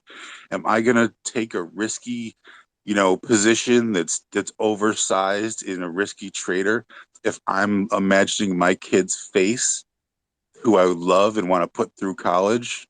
Probably not. But the reality is, most people are activated. They're in fight, flight, or freeze. They're upset. They're not accessing that part of the brain. It's literally shutting down, and then do dumb shit, and they regret it, and then they feel shame and pressure from the family, and the snowballing happens. Then all of a sudden, no trade matters because they lost 20 grand, and nothing matters till they get that 20 grand back. But bullshit, it does matter. But you're losing sight of that because you've lost sight of values. So Hey, Sean, I'm loving this. I would love to give you maybe 10, 20 seconds to wrap up. I do have some more speakers I'd love to get to tonight, and it's getting a little sorry. bit late. Yeah. So if that's cool, I would love to go to some of our other speakers, but really appreciate everything that you shared with us. No problem. I apologize. Awesome. Thank you so much. No Yeah, problem. no problem at all. Just for all speakers moving forward, best practice, let's keep everything to maybe 3 minutes max. That would be awesome. All right, Stock Talk Weekly, would love to hear from you. Oh my God. Yeah, I think it's easy to kind of overcomplicate psychology. Nothing against Sean, but there's a lot of like perception that it's a very complicated issue. I really don't think it is. I really think it's as simple as coming down to understanding that psychology is just human nature, and the decisions you make because of psychology. Again, it's really just fear and greed, right? It really boils down to that simply. It's just a matter of avoiding fear, whether that's fear of missing out or fear of being decisive, versus greed, whether that's holding and hoping, or your greed on a particular trade, moving your profit target up constantly in relation to the price action. I guess the other aspect of it too is just mass psychology, right? The herd mentality. A lot of traders I talk to, they look at opportunities that they might like. In all things being equal, they might like a certain opportunity, and they might like the fundamental narrative or the technical narrative, but they won't take a second look, no matter how good the fundamental story or the technical setup is. But as soon as the volume and the price action comes, everyone and their mother wants to be involved in the trade, and that's FOMO by definition, and that's this herd mentality that affects so many new traders. And to say that no matter how much we educate traders or share our own experiences or share our own mistakes, or whether we talk about medical psychology, or or our sympathetic nervous systems, et cetera, like that's all true and it's great, but in reality, it's a matter of avoiding fear and avoiding greed, and the only way you can do that is through discipline, and having a particular specific strategy that you make the internal decision to commit to. um, you know there's a belief in the market that when things are moving, once you see that volume and that price action and everybody FOMOs into the trade, there's this perception that, oh, everyone else can't be wrong, right? And that is, by its very nature, a forfeit of your own decision making, and basing your decisions on the mass psychology of the market. And that may serve you well in certain trades. I mean, there are mass psychology and herd mentality trades that pay very well for the majority of people if you get in early enough. But in the vast majority of cases, overcrowded trades burn a lot of people. And not being involved in those trades, being early, which is something that's so stressed by so many traders. I got in this trade early, or I was in it at the bottom. Being able to do that and being able to execute a decision to get to that point and to be early or to get in at a bottom requires you to make your own decisions regardless of the herd mentality. And it sounds easy to do, but it's really not. And the only way you can do it is by having your own rules, having your own decision-making process. So many of the trades I take, I would never take them if I waited for the volume and the price action to come. I take them because I personally have a strategy and a system that allows me to identify opportunities. And so I'm decisive to pull the trigger on those opportunities. If I wait for the herd to come, so many of those trades would either be less profitable trades or would be losing trades. And so, we focused a lot, a lot of the speakers and even me in my initial, speech focused on individual psychology, and it's important, but, mass psychology is also critical, and understanding how, as a human being, as human beings in general, we are very attracted to this herd mentality. And so, controlling your individual psychology and your personal psychology is critical, but also, not forfeiting that in the wake of, a movement, or in the wake of, mass sentiment or hype. Hype is a huge one on FinTwit, where people see a ticker being mentioned, 500 times in 2 days, and they think, okay, I have to be in this trade because everyone else is in it. There's no way that everyone else can be wrong. Well, first of all, they can all be wrong. And second of all, just by making your decisions based on herd mentality, you're automatically forfeiting your own personal system. And that's not going to work in the long run. Getting base hits like this in the short term, everyone can do that. I know very bad traders that have made home run hits, and I know very good traders that have made home run hits. And, it doesn't, making a big trade doesn't make you a good trader. What makes you a good trader is having a disciplined system that you can rely on consistently and generate profits over and over and over again. And to do that, you have to remove your psychology from the trade. And so, I think that's the thing, especially if we're trying to stay on topic, that's the real thing we need to focus on is, trumping that individual psychology, but also trumping the mass psychology. And, there may not be a million and one different things to say on the topic, but it is really that simple, and not that simple to apply, but it's that simple to understand. And new traders won't get it so quickly, but once you go through the experience of studying your losing trades and knowing why you lost them, 99% of the cases, the reason you lost a trade was because of a psychological error, not because of the stock you picked. Great points there. Yeah, definitely. I think it comes down more to us than the trade itself, and especially I think once you've educated yourself, because I think that there's a couple components that go into this, and I hope y'all can hear me. My phone just started totally fluctuating really badly. I actually can't see anybody in the audience right now. It's doing some weird stuff, but I think that there's a multi-faceted approach to investing, and I think we're covering one of the really important approaches, and I know we are because I think that the audience is, coming in hot. I'm seeing a lot of DMs of people saying like this is one of their favorite spaces they've been in. I think that, I've been learning a ton. I think that they are learning a ton. And one of those facets is the psychology, but the others are doing your own due diligence, right? And having a plan when you come to the market each day, because those are going to be the things that assist and create that sense of a positive psyche. Because if you come in and you're just following blindly, Gavin just put up a tweet. This was a good tweet. It was about Kathy Woods. So he said, don't follow Kathy blindly.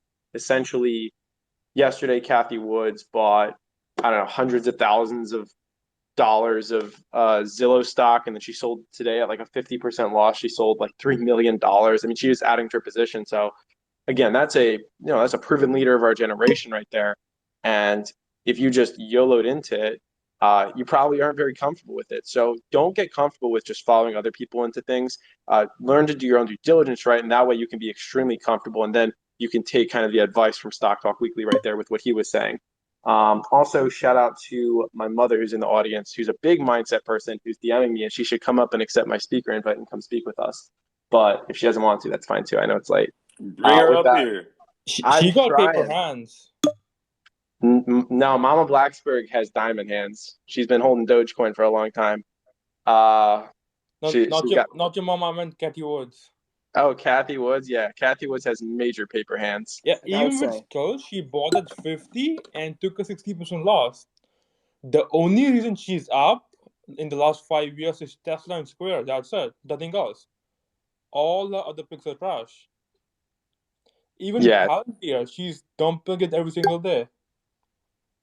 it's pretty nuts to see. She's also buying VLD over RDW, so that's how we know she's wrong. I mean, year to date she's down, and everything is almost at 40%. I don't know if she's So still down. I think she's about even now. By the she's way, down. if she is, it's really close now. Let me give you the exact number. Year to date, ARC, the main fund is down. Oh no, 0.04%. So Yeah, what was if that? Tesla goes up another 3% tomorrow, she would be in the green. I gotta say, the Zillow thing was pretty ugly. She bought about like 200 shares yesterday, No, 200,000 shares yesterday. 300,000. Yeah, maybe it was like 170 or something like that. And she dumped like 860,000 shares today, like 25% No, down. she dumped 3 million. I'm saying in just RK. Oh, okay. So in all her funds, she spent I think 23 million buying that, and she dumped for 230 million to this. So I hate to interject. I do want to just hit a couple other speakers. And Gavin, I'd love to hear your thoughts on market psychology as well. The only reason I'm going to wrap up not too late is because I'm actually going into the New York Stock Exchange tomorrow morning, and I have to be there decently early. So real quick, I'm going to go to Rachel, and then I'm going to go over to you, Gerg. Thanks for coming up, Rachel. How's your evening going? Hi, I'm okay. I'm recovering from a mild illness. First thing, just don't knock Kathy. We're talking trading psychology here. You know how hard it is psychologically to do what she does and to be in the spotlight the way she's been, and and not to mention we've been talking about cutting your losses. So who knows? No knock Maybe on she made a Kathy. mistake. Just She cut her that loss. people should do their own due diligence. Okay, well that was okay. Yes, that was my right. No, No, I I think totally Kathy is agree. digging You her shouldn't own be grave. blindly When she following. posts her own trades every single day, she's digging her own grave. She can't dump all the positions. Well, Gerg, I'm She not owns saying so whether you many should invest with her or biotechs. not. I love you, Like, man. I always yeah, want you in these spaces. I think for the market psychology aspect of it, I think let's just let the couple speakers go, and we'll get Yeah, to see Kathy Wood talk. You know I love you though, man. I'm not saying whether you should invest like her or not. I'm just giving some props to her for being a strong woman and being so public, because that's not easy to have everything be so public. I just want to thank God for this space. I think it's wonderful that there have been some great speakers. And I really support what a lot of people say. Two things that came up earlier. One was, someone was saying not to celebrate your wins or mourn your losses, but one thing you can celebrate is your process, and really, try and internalize that and give yourself your mental pat on the back when you've done, when you look and say, oh, I haven't lost money, because I set my exit the way I was supposed to, or I, followed my process here. That was a good day. Something like that, you can kind of transform the emotion a bit. But I also agree, and I'm not going to go into, tons of detail here, but you can't, the emotions are there. What I'm sorry, I can't remember who Sean was talking about, I think, is that, you have to learn your own emotions. You have to listen to them, honestly. You have to pay attention to them. You have to be aware of them, and use them, and sort of master them in a way as best you can, and know little tricks for yourself. It's not, I think the emotionless trader, those are, I guess those are, the algos, and that's why we use them. So it's, anyway, those were my comments and thoughts, and just God, thanks for getting all these great people together. Yeah, absolutely. My pleasure. Okay, so because it's coming up on 10 and my screen is doing all weird and wacky things over here, so I can't even really see too many speakers, I'm going to move into, I think, a bit of wrap up soon, but I see your hands up, Matt, so I'd love to hear from you, your point, and then any, final closing remarks that you would like to share. Yeah, absolutely. I know we're kind of running out of time here. So many things that everybody have said. Want to just comment on, thank you guys for all coming and sharing your stories. By the way, I'm a practicing yogi. Let's talk about meditation. I try to go 2 times a week if I can. There's something about what these guys are saying, meditation and centering yourself, finding a way to detach and kind of reconnect to who you are is a great thing. And to touch upon, having a plan. And I just wanted to say, I shared just a tweet. Again, it's not investment advice or anything, but what it is to showcase that every night, especially in the futures market, I draw what I know. You need a system, right? Everyone has kind of expressed that. And whatever you find out there in your toolbox that works for you, you keep it and you collect tools as the years go by. And once you finally start slowly developing yourself into a system that works, you make a plan and stick to it. You can see my plan right there. There's arrows drawn, there's invalidation points. The most important part of trading is to figure out a way to invalidate a position. That's the one thing most traders don't learn. They originally learn, how to ride a wave, YOLO something, make some gains, but they don't learn how to distinctively tell, I am wrong on this trade and I need to get out. There's a difference between a dip that recovers and a dip that crashes. And so your entire quest is to journey to find something like that, because all the psychology talk is really what we kind of jokingly call page-a-day calendar crap. It's just a feel-good thing that's like buy low, sell high. And you go, oh, buy low and sell high. Oh, now you tell me. Okay, now I'm gonna start doing that tomorrow and I'm gonna start making money. You don't really have anything actionable from those like feel good topics that people give you. The real actionable thing is to have a plan. And you're gonna take a long time to find one as a trading student or somebody learning. But once you find something, you can see on the post I shared, I draw on my chart and I make a picture and I post it to myself and keep my own little trading journal every night before it happens. I know what I want to do. I know where I want to get out. And if it doesn't match my plan and something goes haywire, I just tell myself it didn't match my plan. Well, why isn't it matching your plan? I don't care. I get out. It's not matching my plan. Why? Don't try to figure out what's happening while your position's tanking. You had a plan and a reason for it. If it doesn't match that reason, get out and then figure it out later. And that's my last comment. Thanks for having me, guys. Absolutely. Thank you, Matt, for coming in. Appreciate you. Okay, let's keep this rolling with a little bit more wrap up. So I know Mel was up here a bit before, and I wanted, I wanted to talk over, and this is gonna be for another night.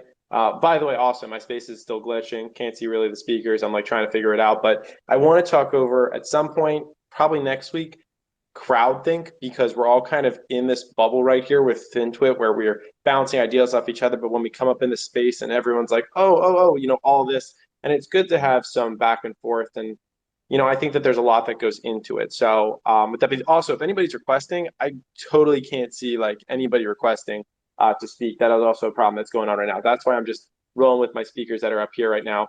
But with that being said, Juicy, it's been a little bit since we've heard from you. Would love to hear any closing thoughts. Hey, man. One thing I want to ask you before I get going. This is the finale. How deep can I go? Yeah, give us a few minutes. All right, man. So the only way I want to give everybody here something actionable, and I guess the best way I can do that is to tell you something I did and how I overcame it. So when I first got started, I took a 5-figure account to a 7-figure account at 20 years old. When I tell you, you couldn't tell me anything in life. I mean, I was walking around thinking my blood is different, right? And that mentality led back over into the market. So in a course of 3 months, 7 figures back to 5 figures. The experiences that I had is very common to what everybody else experiences. FOMO, revenge trading, the fear of losing, dealing with losses, not having a proper outlook, and not being able to find consistency was the reason why I lost all that money. Okay. So going back there and having that whole lifestyle change really affected me. But the point of the matter was I went from point A to point B. Okay. So after being depressed for a long period of time, I would sit down and set to myself and say, how can I go from point A to point B? Maybe stay at point B and then go to point C and don't go back to point A, right? And the only way you're going to do that is if you analyzed all of your trades. So when I went back to my trades, I found that one of my biggest, and it was most people's weaknesses, is FOMO, fear of missing out. Now, for me, all that is like, for example, Tesla. You didn't catch Tesla. You didn't catch at AFRM that ran up like crazy. All that is basically saying the market's open. It's 9:30, and this thing is just running straight up in the air. Okay, so when I had accelerated from a 5 to a 7-figure account, I was doing some YOLO plays. I was in a good market. I was hitting one banger after another. So I was able to do that. But once the market shifted, I realized some of my mistakes on the review. So FOMO, how can you stop FOMO? How can you beat FOMO? One, you need a process. Two, when you're in the driver's seat and you're looking at something like Tesla, it's 9:30. Tesla opens at 1200. And in 2 minutes, 12 is at 1250. You need to sit down, take a deep breath, and ask yourself, where is my entry? And if you can't sit there and look at that chart and identify your particular entry, you need to turn the computer off and walk away. The minute I was able to do that, I completely got rid of FOMO. Okay. Now, my next biggest thing was revenge trading. So the start, it's kind of funny how these things works because you go on a roll of just winning trades. You're killing it. You're killing it, killing it. And then you take one losing trade and it leads to a cycle of horrible decisions, right? Just you're over trading, you're oversizing, you're trying to make that money back. And that's called revenge trading, trying to make back the money that you lost. Now, how can you beat revenge trading? Well, first things first, you have to learn how to deal with losses. In this game, you guys have to learn how to lose in order to learn how to win. And the only way you guys can survive this is if you learn how to lose small and if you learn from every one of your losses. So going forward, I want everybody to do two things. When you review your trade log, I want you to take your trade log down and write down acceptable losses and then write down unacceptable losses. Now, an acceptable loss is a loss that you take following your trading plan to the T, which I call a win. Okay. An unacceptable loss is when you do something completely wrong. Now, anytime you have an unacceptable loss, you need to create something called a disciplinary action. Meaning, if I have an unacceptable loss, I took a loss doing something that wasn't following my trading plan. Therefore, I'm going to punish myself by not trading for a week, not even looking at the market, not deleting my TD Ameritrade app off my phone for 3 days, right? To force yourself to follow your trading plan, okay? Now, a big thing that I had to deal with, and when I came back to the game and I found some success, was the outlook, okay? So a lot of new traders, especially day traders, you really judge yourself on how you did today, right? Well, guess what? There's like 252 days in a year. So how you're doing today in the grand scheme of things is irrelevant to the bigger picture, right? So I want you guys to start thinking about how well did you do on the week, okay? So if you have a red day today, it's okay, especially if they're all acceptable losses. But how well did you do over the course of seven whole days? And once you start looking at that, a red day becomes nothing. And last but not least, I want to leave you with outlook, okay? Don't have a profit goal. I know it sounds crazy. You want to have some form of outlook. Can you consistently make money? Can you add more money to each trade? Now, a lot of people have requested this. I got 25K. I'm just above margin. I want to take 25K to 100K, right? So that's in theory, you got to break it down like this. That's 75K profit in, let's just say, 12 months. You break that down, that's like, excuse my math, like 6,250. You break that down, that's 1560 a week. 1562, something like that, right? Now, let's just say you do what I told you to do on this podcast by minimizing your risk, and you take 10% of your account and you cut every loss at 10%, right? So you're throwing $2,500 in each trade. So let's just say you take one trade and you hit 15%. That's like what, 370? So to have all in theory to meet that 1560 goal, you need what, 4 or 5 trades a week? So why are you trying to catch every move every second of the day? You only need to sit down and wait for your plan to line up. Something I want to tell you, a professional trader, right? This is your goal, not to strive to make millions. Your goal is to strive to become a professional trader. A professional trader does not care how much the market moves. We only want the piece that lines up with our trading plan. If it doesn't do plan A, I'm not going to trade it. So if Tesla's running up 300 points, I'm going to sit cash. I've done it so many times, and I've seen random people make money. And guess what? A month later, that random person blew up, right? So just think about that, right? The next thing is I want to leave you with is that the biggest two focuses are messed up from the entry. So when you first start trading, everybody's like, dude, I joined this group. I'm trading with X. X is a beast. You know, I'm going to make $1 million tomorrow. It's not going to happen. This is a journey, right? Your goal should start from, this shouldn't be to be the best trader in the world at the gate. Your goal should be number one, to become a break-even trader. So many people jump that step, right? You should become a break-even trader, then focus on becoming a slightly green trader, and then focus on becoming a great trader and then focus on becoming a rock star trader. And you have to log your trades and implemently scale up in your trading. Okay. The other thing with people mess up at, and this is what causes all the emotion, is that you're too focused on the money, right? What I mean is, as a professional trader, your goal is to execute this process. You shouldn't even be thinking about money. Shouldn't even be a thing, right? You should be focusing on: did I follow my process? Did I buy this breakout right? There was the volume there. And if you start focusing on that and executing that, the money will pile up like a side effect, and it'll just pile in. And I like to compare that to LeBron James, right? When LeBron James is running down the court, he got a basketball in his hand, and he's in the air. Do you think he's thinking about money? It's not even in his mind. He's just thinking about getting the ball in the goal so this team can win, right? So that's just a couple things. I'm actually going to, before I leave, I'm going to share, because I'm glad you kind of did this. I'm doing a webinar for free to help you guys. Chattercrunch came in and they wanted me to do some type of content to help the general community. We're going to be focusing on mindset. My top student's going to be there. His name's Khalif. He's a lawyer too. He took 10K to 123K in 60 days. The guy is an absolute genius. And I'm going to make that free for everybody to help you guys out. But besides that, I have to leave. I'm about to run a live stream. I love all of you guys. If you guys ever need any help, be sure to DM me. I have you back. Be sure to follow Gaff, follow Wolf Financial, and follow all of the speakers here above.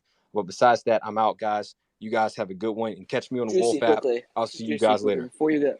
Before you go, man, how can we find that Spaces or that thing you're doing with the person? Oh, a The Chatterquant? Chatterquant? Okay. All right. Yeah. Wait.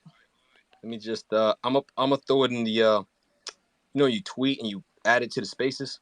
Yeah, the box above. Yeah. If you want to DM it to me, I could put it up there after. But yeah, I would love for I just people to did be it. able to find that. Yeah, so there's a sign up link. We're live this Sunday at 8 p.m. So it's going to be me, Khalif, and my team. And because of Chatterquant, we're going to go ahead. Chatterquant's going to be there. They're going to do a demo. It's going to take about 20 minutes, and then we're going to go in on it. But because of them, we're going to make this open to the public. Awesome, man. All right, it's me, Gav. I'm over here on the Wolf account now since my other phone is like flipping out in the other room. So yeah, you can check me out on either account. I'm multi-purpose on Twitter. These are just 2 of 4 accounts I run anyways. Life of being paid to live on Twitter. With that being said, I just would love to keep the ball rolling. It's 10 p.m. where I am. I would love to finish up sooner than later, with giving a little bit to time teaching my speakers. So Stock Talk Weekly, would love to hear any closing thoughts you have. Yeah, man. I'm just going to give kind of a summary. I guess it might be a little overlapping to what everybody said, but psychology is not a complicated concept. I think, I love all the speakers up here. I think, maybe the perception that some people have from what the stuff we've discussed is that it sounds complicated. Psychology itself is not a complicated concept. It's very simple. What is complicated is applying it. Every one of us here is a human being. I assume there aren't any dogs or cats or deer that are listening in here, but every one of us in here is a human being. And by virtue of that, by your very nature, you are emotional and psychologically affected. By your very nature, with very, very few exceptions. And so knowing this, you have to find methods to overcome your psychological barriers. And in the market, the only truly effective way to do that is to be disciplined. And to be disciplined means developing a very strict trading strategy that defines your risk. What people don't understand is that risk will vary from person to person. It can be minus 5% for somebody with a different risk allocation, it can be minus 20% for a different trader. But the critical thing is understanding that defining your risk is what is important, whatever it may be. And being objective. Risk is the only thing in the market with regard to your decision making control. It is the only thing.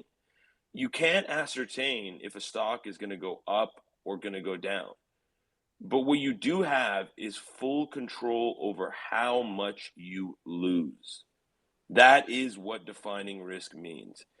And when you have full control over how much you lose, that is going to build your trading strategy, whatever it may be, from the ground up. Especially on FinTwit, with the herd mentality that we see, it's easy to get caught up in the crowd. It's easy to get caught up in the FOMO when you see these hype tickers or these popular tickers.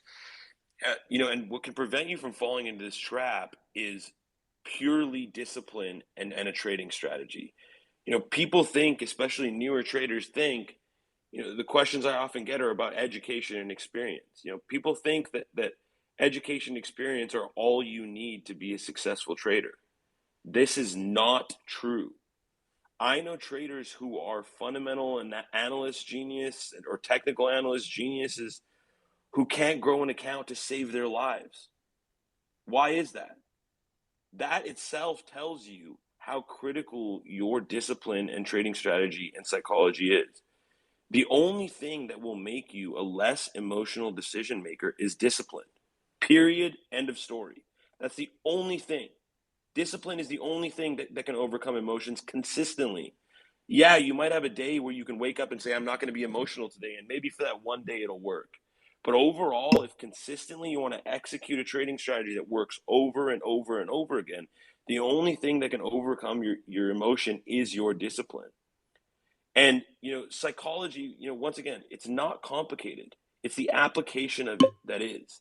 And, one amazing thing you can do for yourself that will drastically improve not only your outcomes monetarily, but it'll help you sleep better at night. It'll help you be more decisive when you are making a good decision.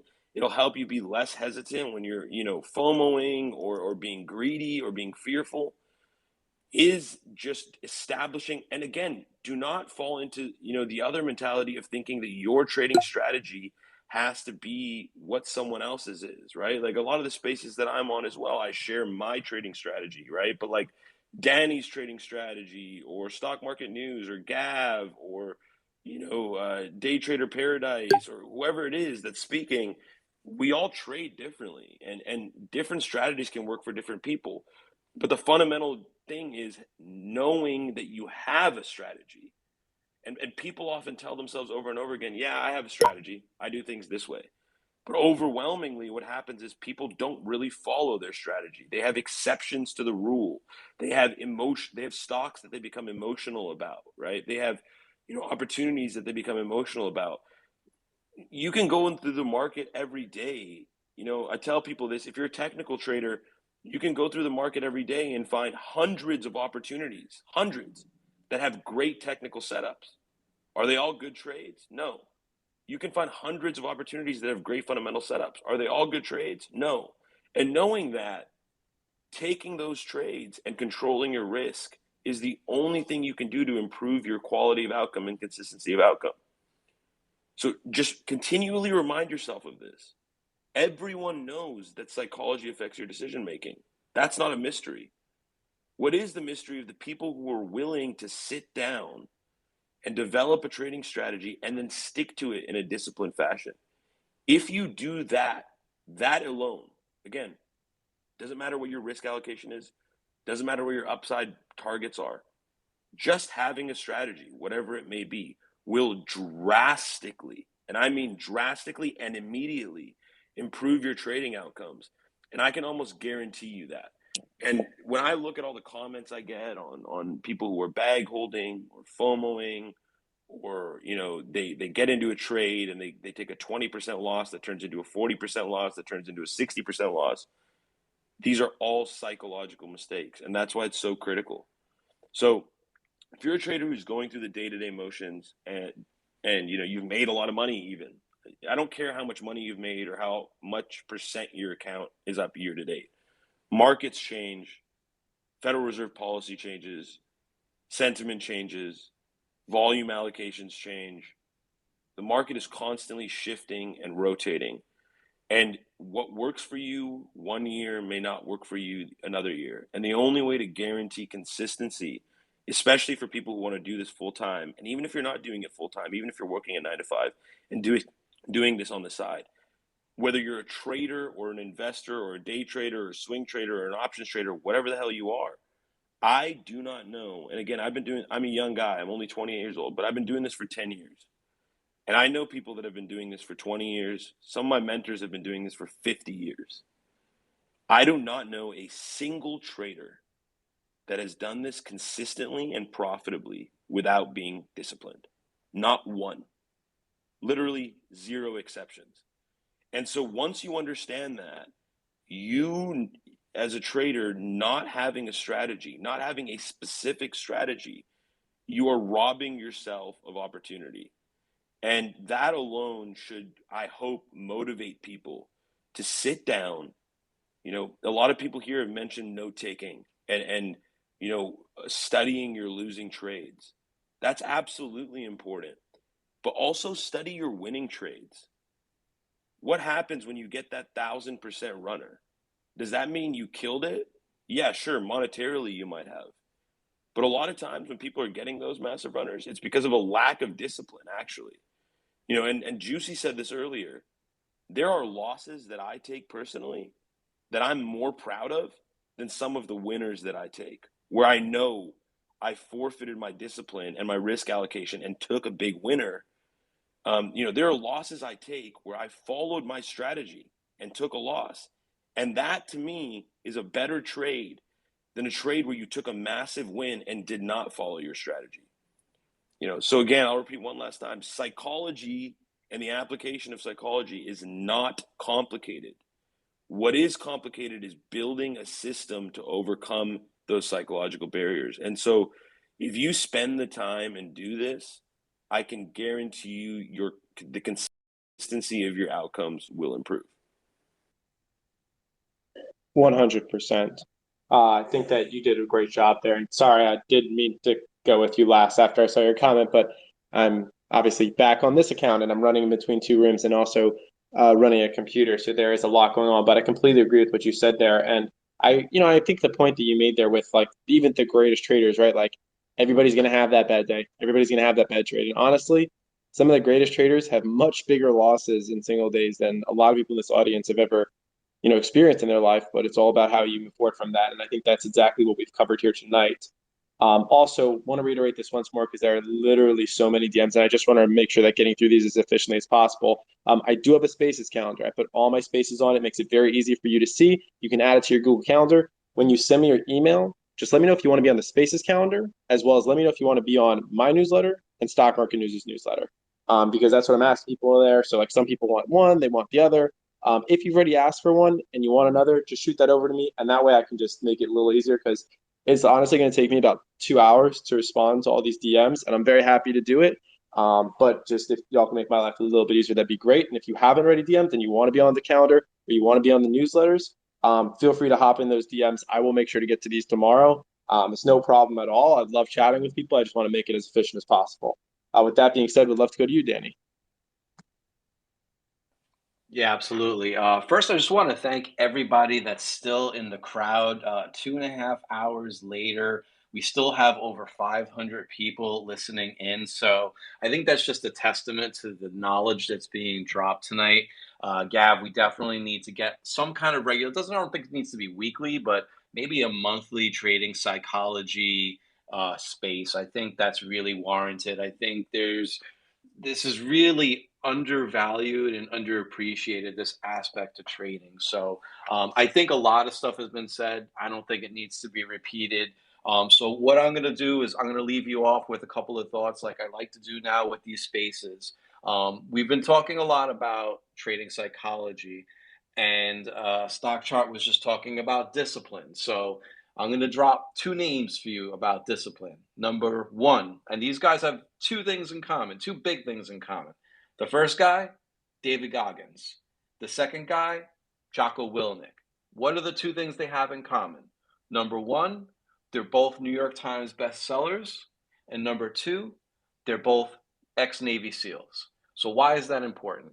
Because they're writing about the discipline that, number 1, it took them to get through Hell Week and to become a Navy SEAL. And number 2, the discipline to live through combat, support their brothers and sisters in arms, and now come on the other side and give back, the discipline that they've learned in their writing and in their actions. So if you want to know about discipline, anything outside of trading and trading psychology, read Can't Hurt Me by David Goggins, and read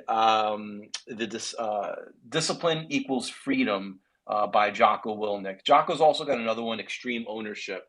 All three really, really good books on discipline.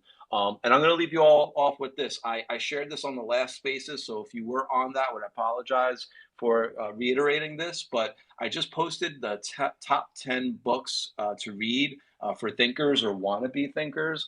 I think for me, I read a lot. I read a lot of books. I've read hundreds, if not thousands, of books over the last 20 years. There's a lot to be learned by a lot of people. And regardless of what industry you're in, whether you're a trader, you're a doctor, you're a garbage man, it doesn't matter. There are so many good books out there with great information. And when thinking about trading is all about clarity of thought. It's all about what do you see in front of you and how do you clarify what you're seeing in front of you. And so part of it is building mental models, part of it is doing deep work. There are people like Naval Ravikant, Ray Dalio, Robert Greene, Morgan Housel. These are the thinkers of yesterday, today, and tomorrow. Daniel Kahneman is another one. Peter Thiel, right? These are all thinkers. These are all people who have done great things, are doing great things, or will continue to do great things. And there's a lot to be learned, not only about what they do and what they write about, but their processes. So like thinking about somebody like Tim Ferriss, who interviews thinkers and people who are successful, he dissects the habits of these people, right? Going back to Atomic Habits by James Clear. That man spent 6 years dissecting what habits are and put it into a book. By far my favorite nonfiction book of all time. You got to get that book, Atomic Habits. But there's a lot to be learned by these people who are putting out their life's work into literature. So make sure you go ahead and get a book. If you're going to get only one book, get Trading in the Zone, because that's obviously the Bible of trading psychology. But if you're going to get a second or a third or a fourth book, check out that top 10 list that I listed there. And if you scroll back to the beginning of that thread, right after was Trading in the Zone and then Atomic Habits. So Gav, appreciate you putting these spaces together. Shout out to the Wolf Financial team. Shout out to all of the people who are speaking or have spoke tonight. And big, big, big shout out to all the listeners in the crowd. Thank you so much for staying with us. Be good, everybody. We'll catch you in the markets tomorrow. Absolutely. A pleasure having you on, Danny. Glad we got to spend so much time talking today and some great wisdom there at the end with some awesome recommendations.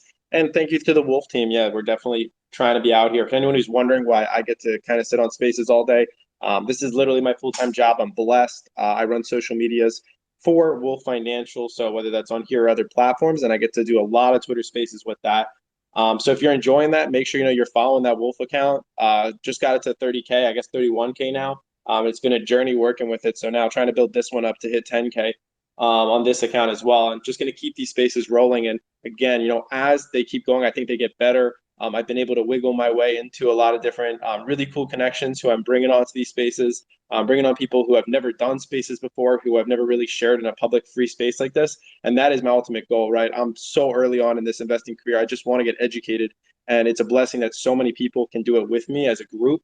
And the ultimate goal always is to take people who are really, really smart, get them into a public forum where I can pelt them with questions for free. Because to be honest, I don't love having to be the person who has all the answers, but I love being the person who gets asked the question. So that is where I lie. With that being said, let's wrap it up. Sean, did you have a final comment? Sure.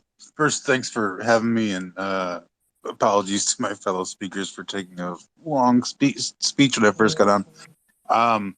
I would just leave people with, when you heard all this stuff tonight, I did miss a lot of it. Listen to what sings to you.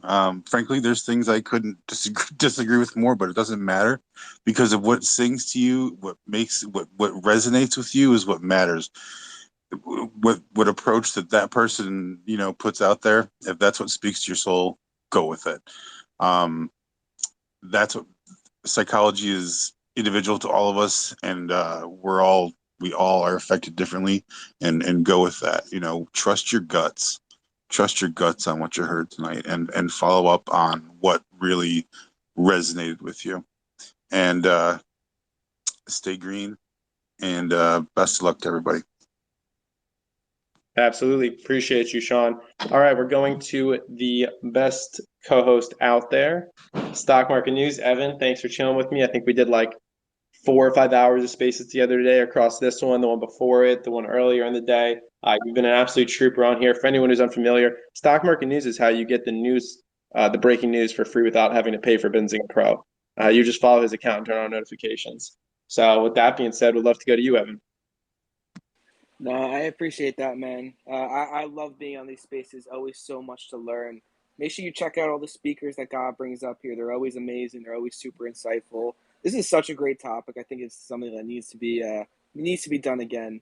I love seeing Jonah come in right around the end. I feel like I only saw you come in here semi recently. Maybe I missed it, but Jonah did that again earlier. It's crazy how that works. Maybe he's the signal for the ending of the spaces, Gav. And I know you can't even see him right now. But yeah, with that, actually, I see you're hosting it from this account. For anyone who doesn't know, if you're a fan of Wolf, he does so many spaces. You should check out his personal account right now. He's hosting it up here. Give him a follow. Post some really great stuff from there. Host a bunch of spaces from there. So that's definitely a good follow. And like I said, make sure you check out all the followers up here. Danny, I'm definitely a big fan of yours. I've been loving hearing you speak on all these spaces for a while. We've done a couple together, and all the other speakers up here were really great today. So I appreciate you for putting these together, Gav. I would love to do another one of these again in the near future. Yeah, absolutely. I'm definitely open to doing another one of these, and I will probably make it just a little bit more structured. I think anybody that comes to my spaces, that is also one of the goals is to just have almost a severe level of structure. It's just how I kind of like operate in life, and it always seems to serve me well. So going into the next one, I think people will really be excited for it. We're going to again have planned speakers as always. Don't know who's speaking. Then we'll have a clear, topic. So we're going to go through the original, mindset ones, but we'll also go through crowdthink and a couple of others that we weren't able to hit on tonight. Additionally, tomorrow I have two massive spaces that I'm so excited for. At 12 p.m. EST, I'm doing an NFT space with a series of creators, including Christine Barnum. Keith is going to be on there. Keith KO Kid, the fighter. The Blonde Broker will be on there. Morgan Sarkisian will be on there, and a couple of others. I think Wall Street Memes is going to be on there, the Wall Street Bulls account, who's top 50 on OpenSea, and then a couple of other big players. And then at 3 p.m. EST, maybe an even bigger space, I'm co-hosting with Unusual Whales, as well as Shark of Traders, and we're going to do a following the flow full space. The Shark of Traders crew is coming. We're going to dive into dark pools. We're going to dive into options. So if that's something that you're interested in, make sure that you're on the Spaces calendar first off. Make sure that you're following the Wolf account so that you'll be able to see those come up at the top of your timeline. And we'll just keep this ball rolling. There's so much free content and education. And I think now is the best time of our lives to absorb it. With that being said, hope everyone has a great night. Wishing y'all health, wealth, success, and all that you are doing. Take care, everybody. I'll talk with y'all tomorrow.